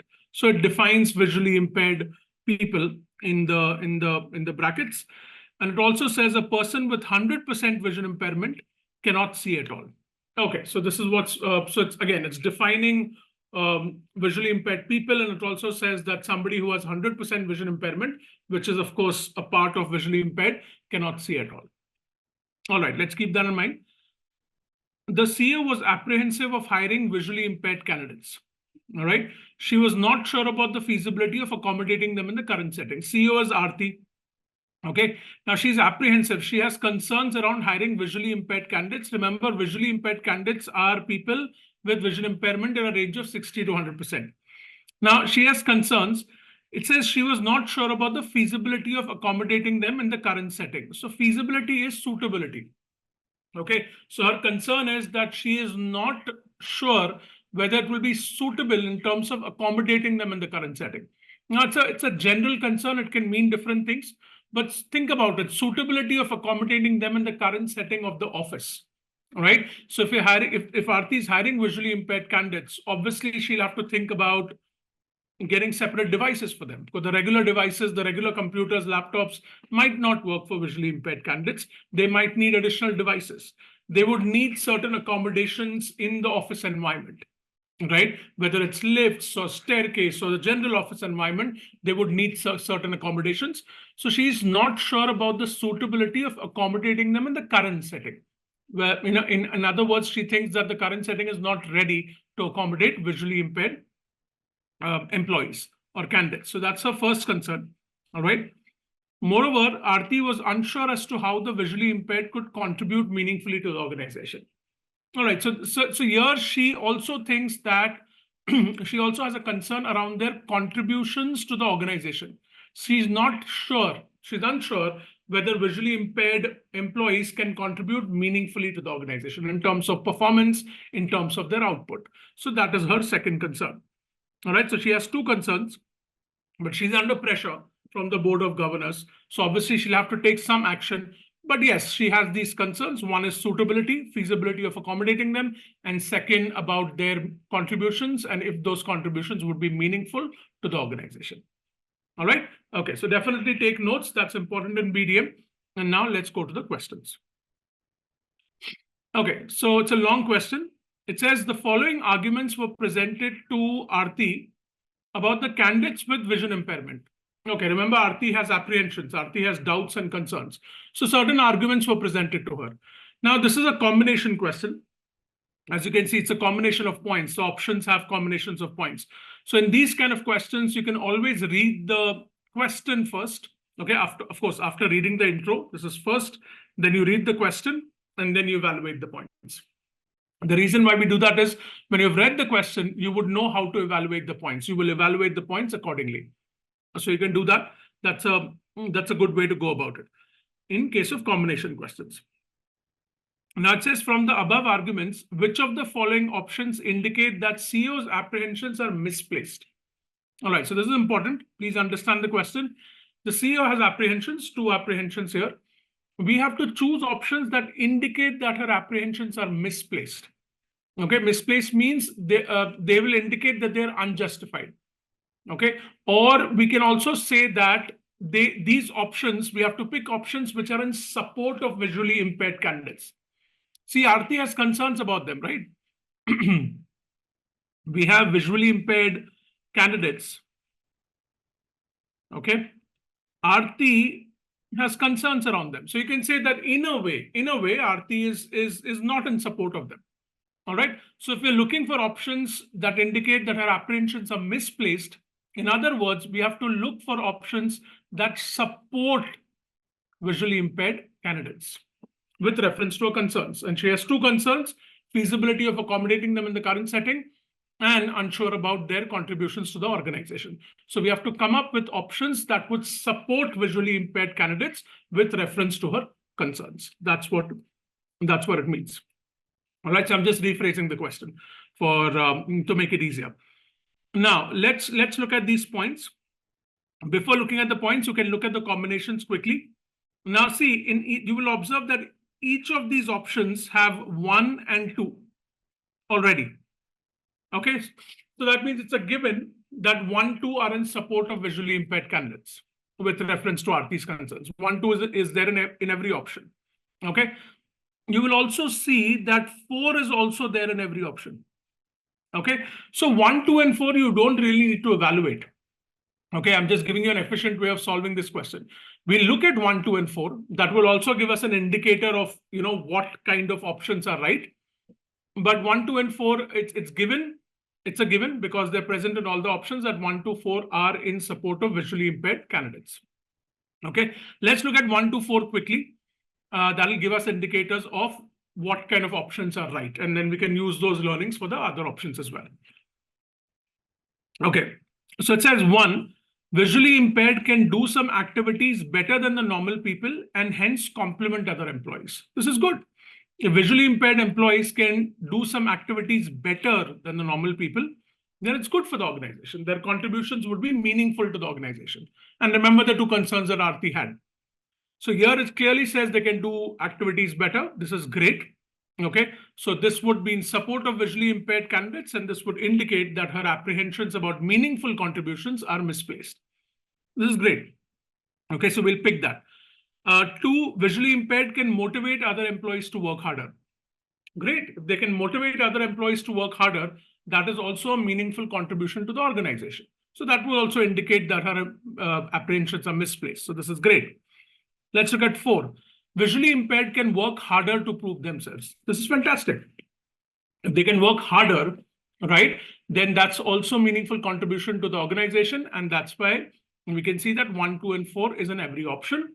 So we don't have to evaluate that. Okay. Now the remaining is 3, 5, and 6. Look for obvious ones. Okay. Either look for obvious options that are in support of visually impaired candidates so that you can include them, or look for obvious options that are against visually impaired candidates or in line with Aarti's apprehensions so that you can eliminate them.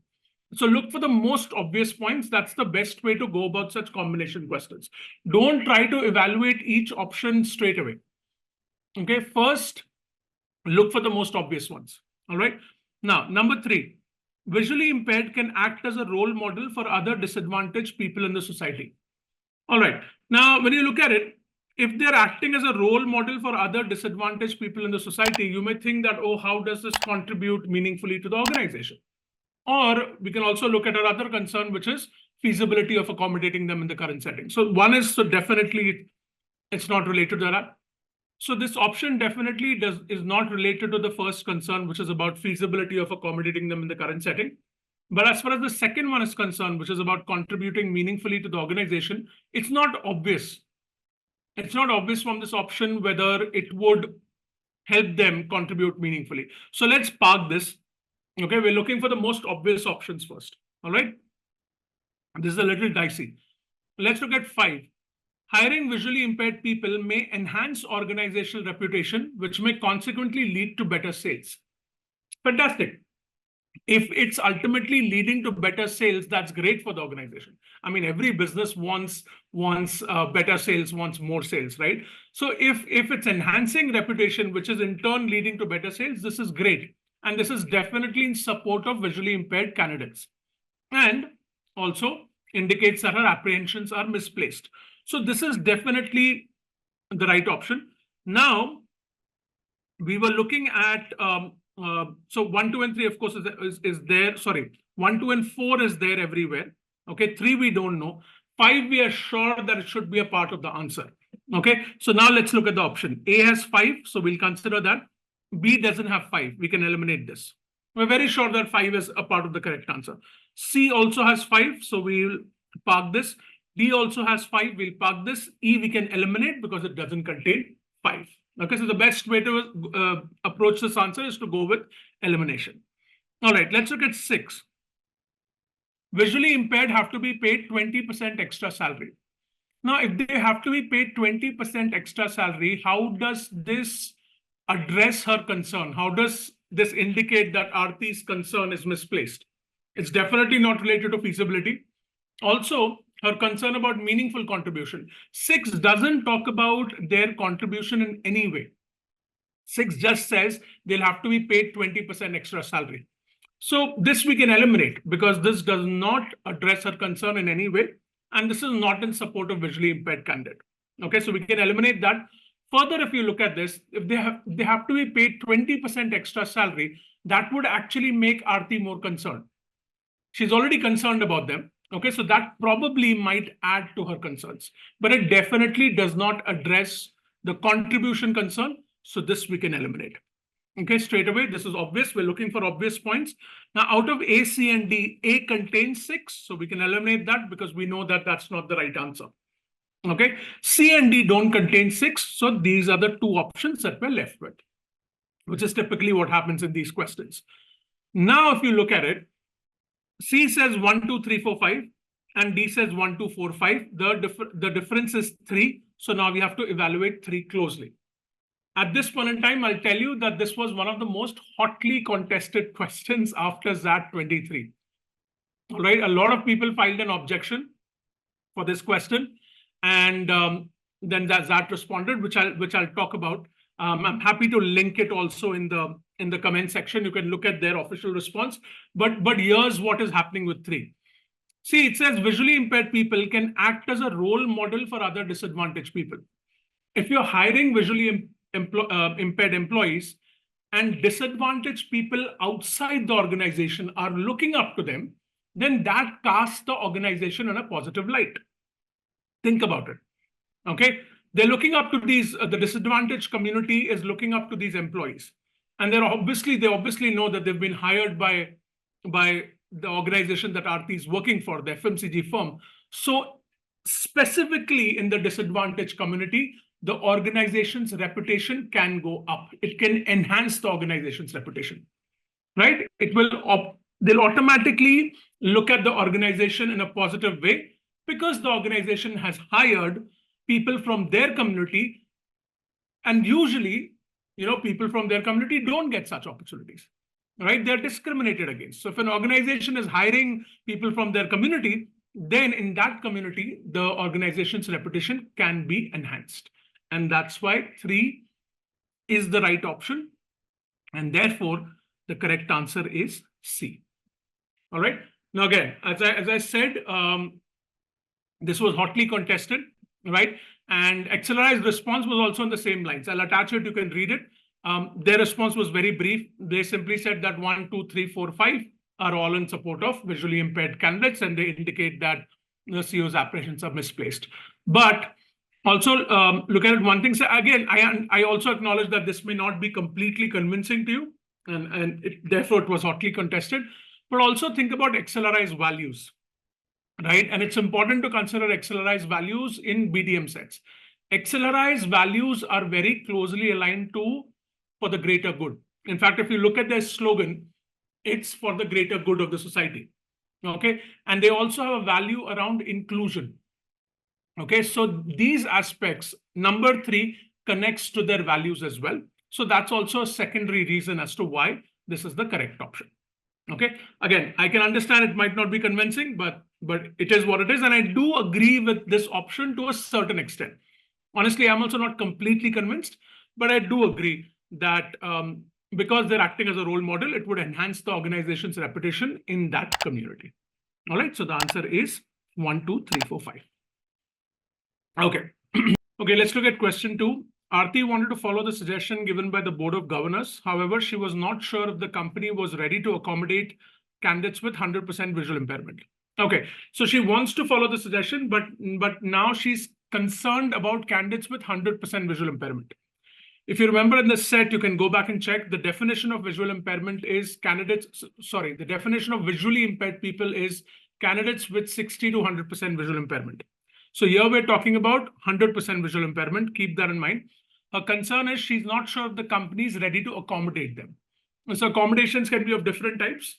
Obviously, the company would most probably need special devices, would need to make accommodations around staircases, elevators. There can be several accommodations. So her concern is the company ready to accommodate them at this point in time? That's her first concern.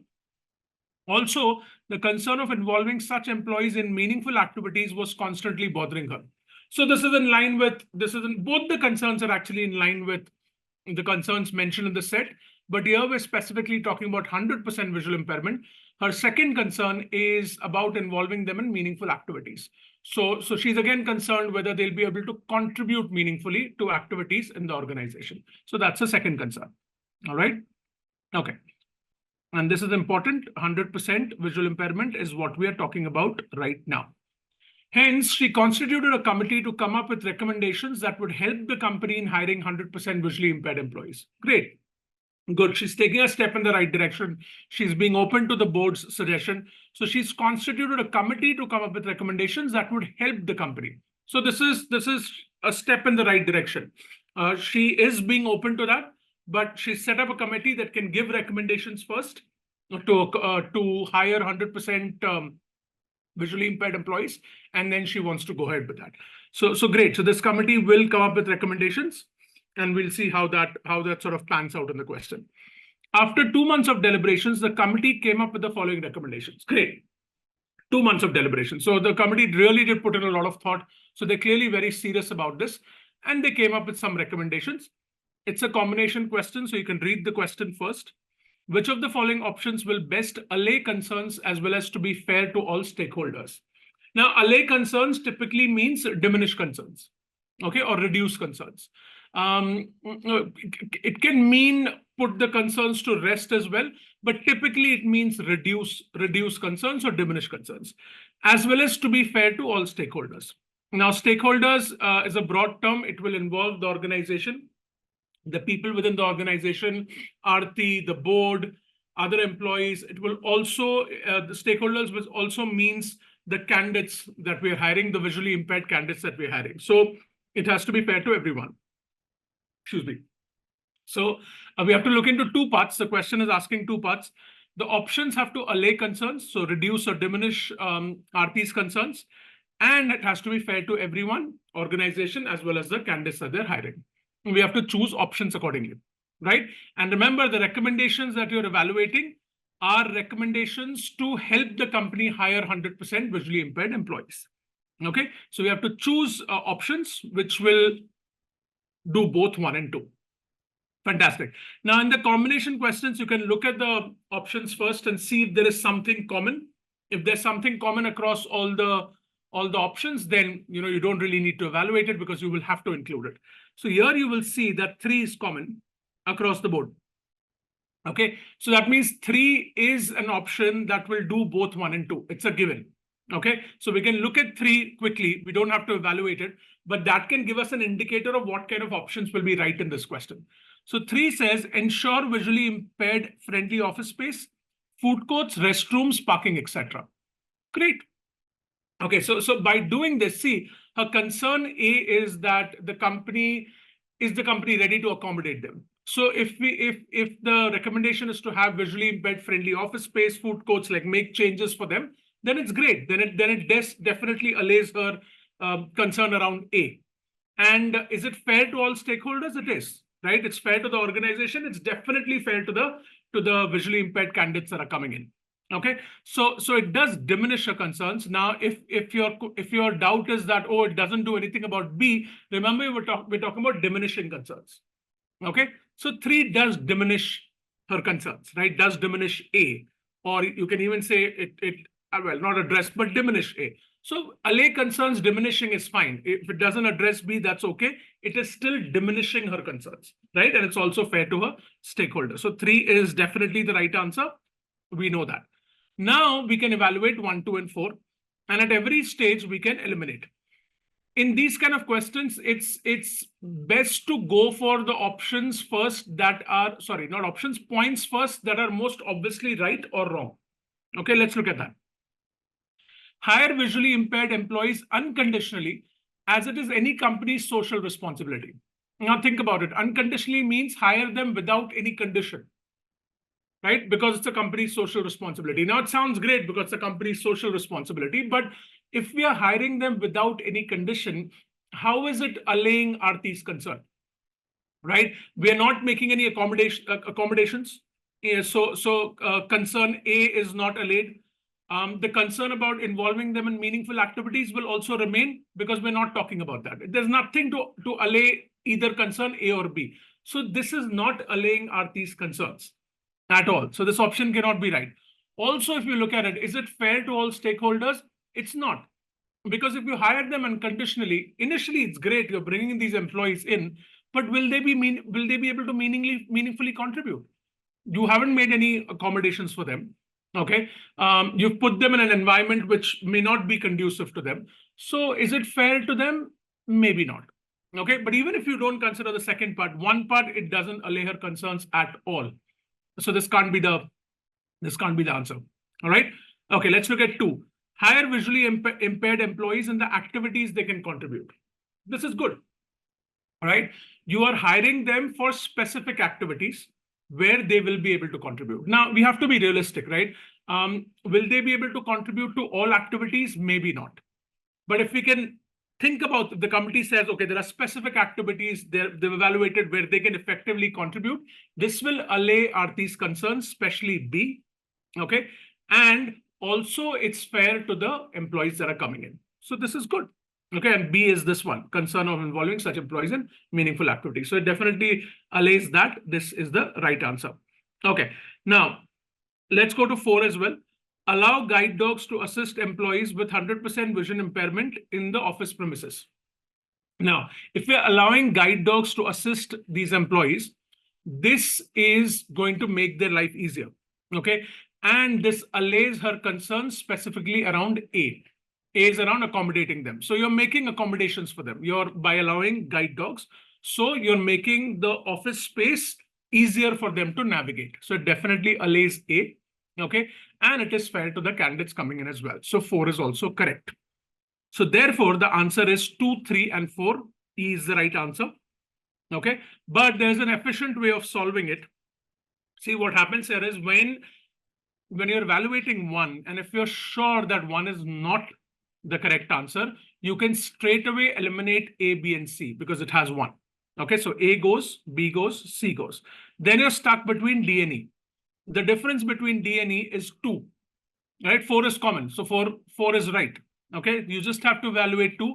The moment you evaluate 2 and says yes, 2 is the correct point here, then you can go with 2, 3, and 4. So there's always an efficient way to solve these combination questions, provided you're absolutely sure that a point is wrong or right.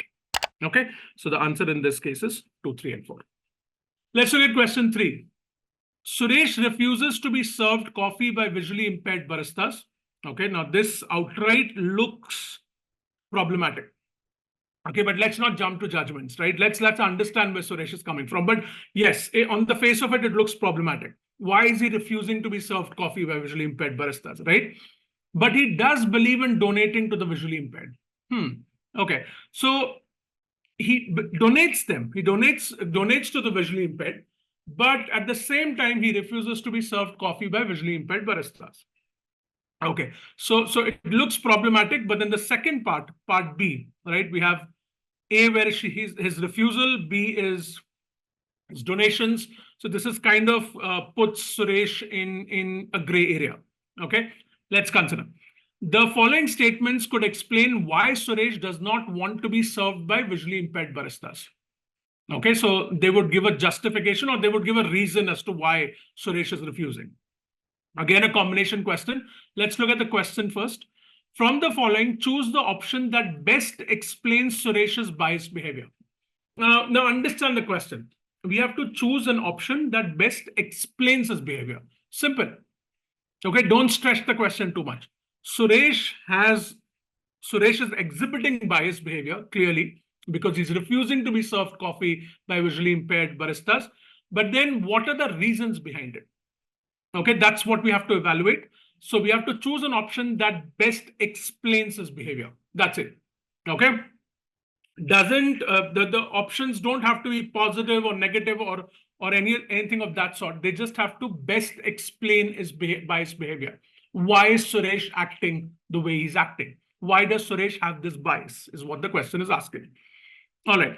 Let's look at the options again to see if something is common. Nothing in this option is common. 1 also is not present in E.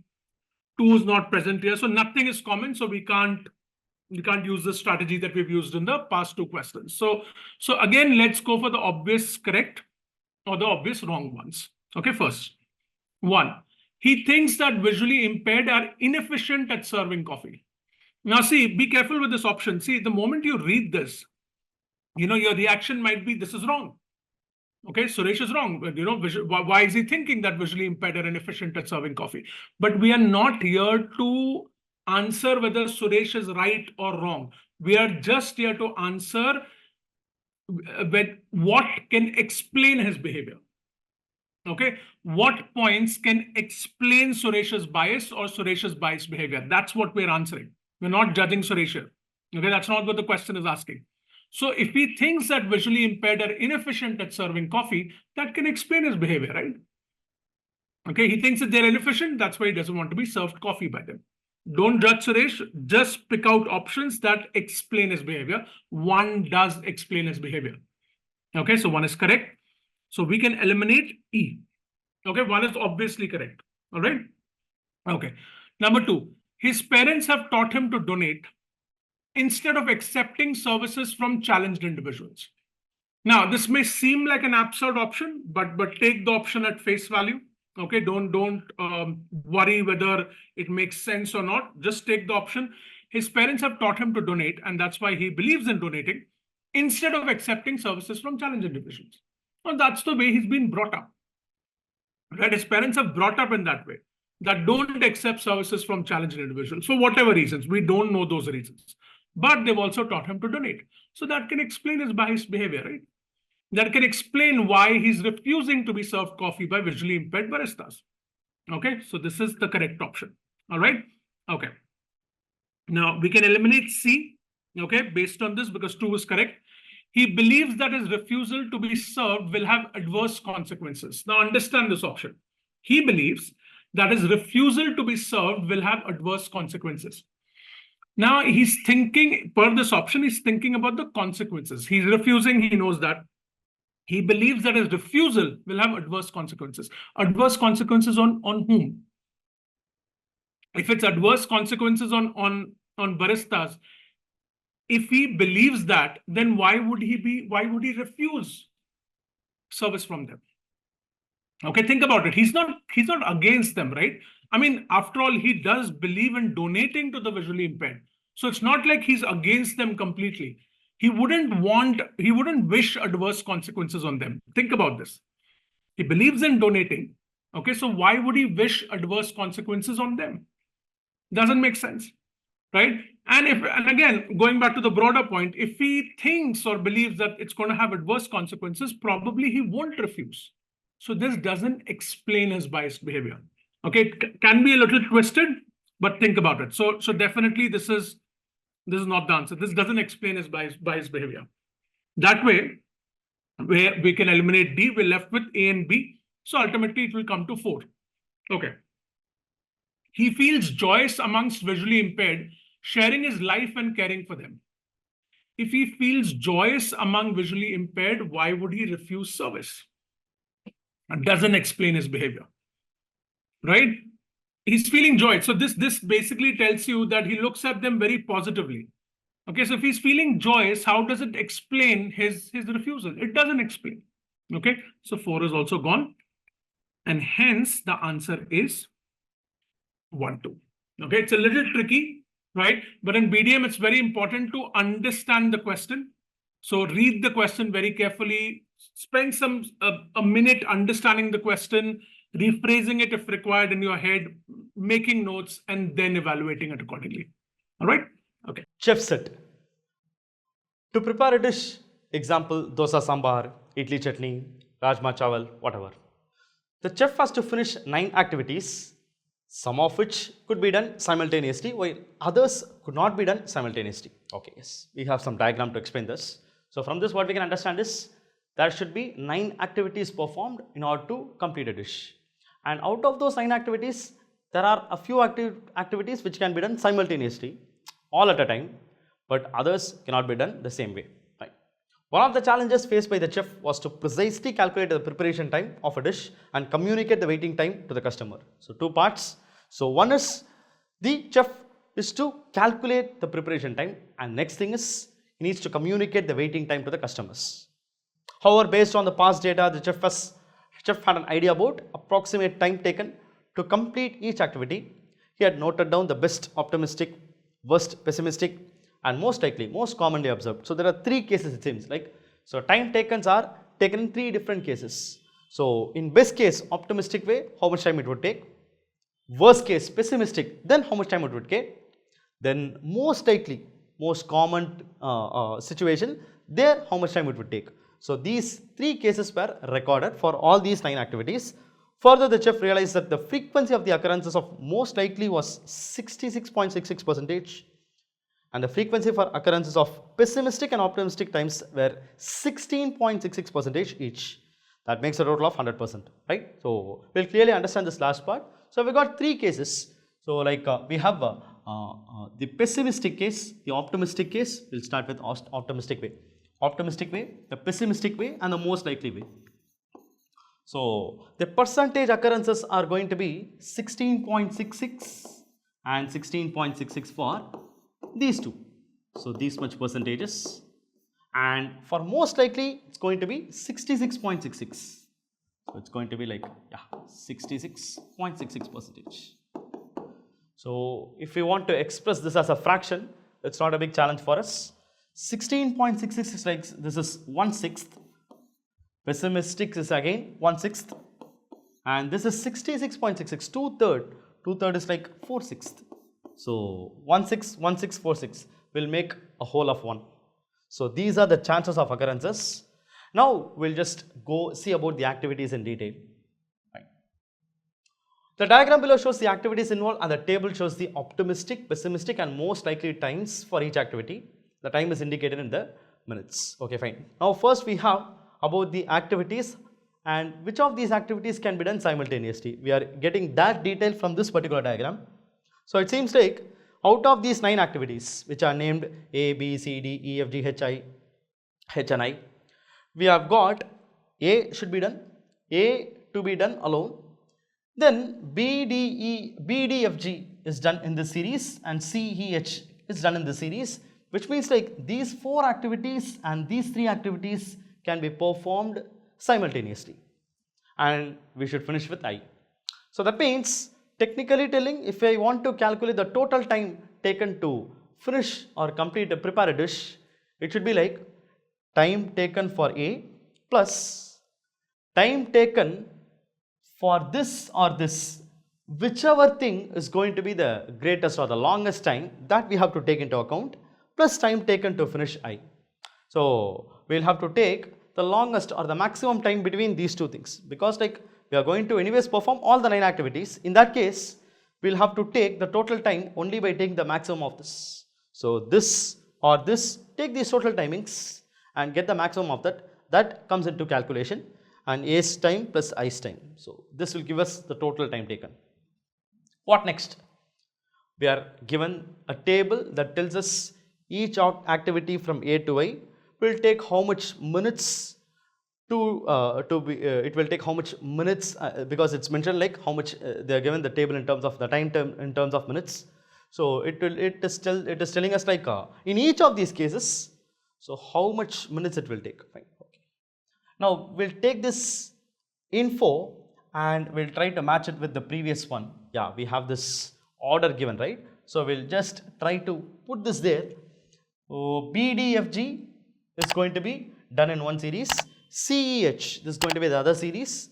So we'll just note this because these are going to be happening simultaneously, that's why. So BDFG, CEH, right? Okay, I'll take this. BDFG,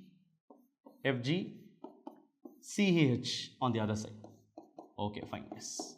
Now we'll see, compare the time taken to finish the entire dish in all the 3 cases. Okay, first one, optimistic case.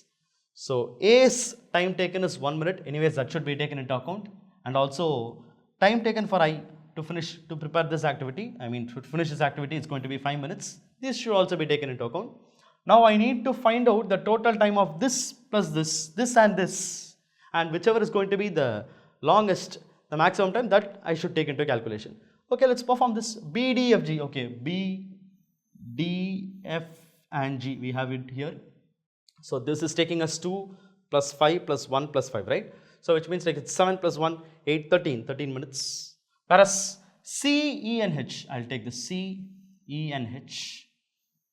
Yeah, okay. This is going to be like 10 plus 3 plus 9, which is going to be 12, 22 minutes. That means this part is going to be greater, right? Okay. In optimistic case, this is going to be greater. So I'll take that part into account because like this is lesser than the time taken here, which means my total time will be nothing but 1 plus these 3 plus 5, which is actually going to be what? This is already 22. 22 plus a 6 will make 28 minutes. So it will take the best way, in best chance or the optimistic case, it will take only 28 minutes to prepare this dish. Okay, we'll come to the next case, pessimistic case. Here again we'll have to do the same calculation. So I'll take B, D, F and G, right? Yeah, okay, B, D, F and G. So this will make a total of 3 plus 5, 8, 9, 19. And the other case is 13 plus 6 is, this itself is 19. Okay, fine. 19 plus. So 26 plus 6 is going to be 26 plus 6, it's going to be 32, right? Yes. 32 plus 6 is going to be, because 1 plus 5, we'll have to take those timings also. So that will make a total of 32 plus 6, 38 minutes. So worst case, it will take 38 minutes. And to the third case, we come here, we'll take the timings. It's going to be like 1, 3 plus 5, 8, 8 plus 1, 9, 9 plus 7 is going to be 16. On the other case, we'll have to take these 3 activities. This is 16, 16 plus 10, 26, 26 plus 6 is 32, 32 minutes.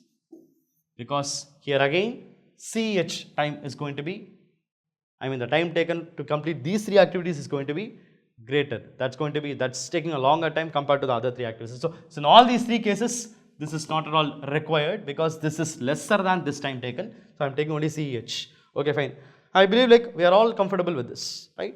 So, time taken is going to be like 28 minutes in optimistic case, 38 minutes in pessimistic case, 32 minutes in the most likely case. Fine. Okay. And remember, we have got the percentages which we have written in fractions. So, every 1 in a 6 case, this will happen. And here, every 1 in a 6, this will happen. And every 2/3 or 4/6 case, this will happen. Okay, alright. Now, clear with the sets. Now, we'll attack the questions. Question number 1, we have the expected time to prepare the dish is the weighted average of the optimistic, pessimistic and the most likely time taken. So, which of the following is the expected wait time for the chef to communicate to the customers? So, it's clearly mentioned like the expected time is the weighted average for all the three cases. So, which means it's going to be like 1/6 of whatever time taken in the optimistic case plus 1/6 of the same for pessimistic case and 4/6 of the most likely case. Now, we are already ready with the time taken. 28, 38, 32 will correspondingly will just place these same three numbers here. So, 28, 38 and 32. Okay, fine. Now, we do this calculation, we will get the answer. So, it's going to be like 28 plus 38 plus 4 times of 32 whole divided by 6 common denominator. Yes, fine. So, 28 plus 38 will make us 66. 4 times 32, 64, 128. Now, this will add up to 4, 119. So, 194. 194 by 6. The answer is 3s are 60s are 18. 4. 2s are 32 point. Balance is 2. So, 2/6 or 1/3, 32.33 minutes. So, my answer is 32.33 minutes. It's approximately 32.3. Option B is the right answer. Yeah, we are right. Option B is the right answer.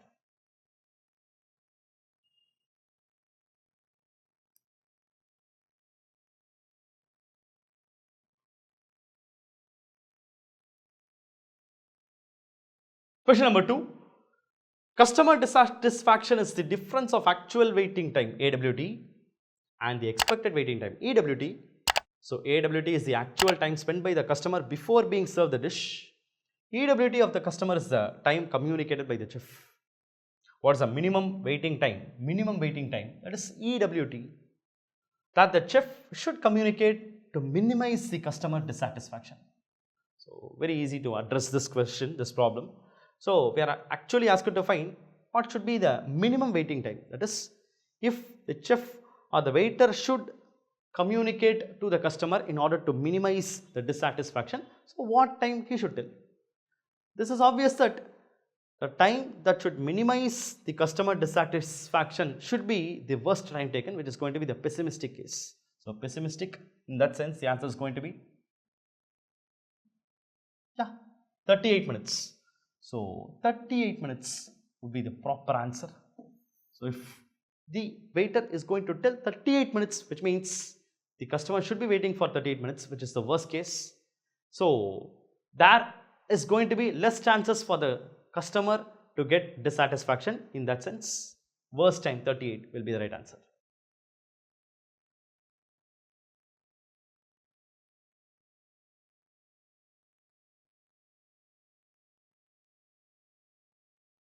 Question number 3. Which of the following is the most volatile activity for the chef? Most volatile. What do I mean by that? So, which activity will have so much changes going on in the time taken? So, it will undergo sudden changes, so much of changes. So, which among these activities is going to be such volatile activity? Fine. Yes. We'll come back, we'll test that. Going back to the table. Yeah, fine. So, I'll clear off all these things. Yeah, fine. So, we'll compare this activity wise. However, activity A or D and I. Okay, A, D and I, these cannot be the answers because like there's no volatile nature happening in these activities. The time taken in all the cases are going to be same, no big changes. Okay, fine, they can be ignored. Fine, alright, yes. Now what next? I'll check with the other cases, I mean the other activities. Okay, what about B? B, we have here to here, there is 2 minutes, 3 minutes, there's a 1 minute difference, that's a change. and 3 to 3, it's 0 minute change. So here 2 to 3, there's a 1 minute jump. 3 to 3, there's a 0 minute jump. So we are just recording the changes or the time differences between the cases. Okay, fine. What about C? Let's do for all these activities. C, this is 3 minutes, this is 1 minute. 3, 1. Though this is a -1 change, we'll take it as just 1. Okay, we just worry about only the change and we are not worried about in which direction happens, whether it is an increasing or decreasing. Fine, alright. Next, D, no, not in the list. E, it's going to be 3, 6, 4. This is 3, this is 2. Okay, 3, 2. Next is F. F is going to be, okay, F can again be ignored. All same. Okay. G and H. Okay, what about G? G is 5, 10, 7, right? So it's going to be 5 and 3. So this happens to have more changes than compared to all the previous. This is 1031, much lesser compared to activities G's time changes. Last H, 9, 13, 10. 9, 13, 10. This is 4 and this is 3, which is still lesser than G. So it seems like G is undergoing so much of changes when compared to different cases. So G is more volatile. So our answer, yeah, option C. G is the right answer. Yeah, yes, we are right. G is the answer.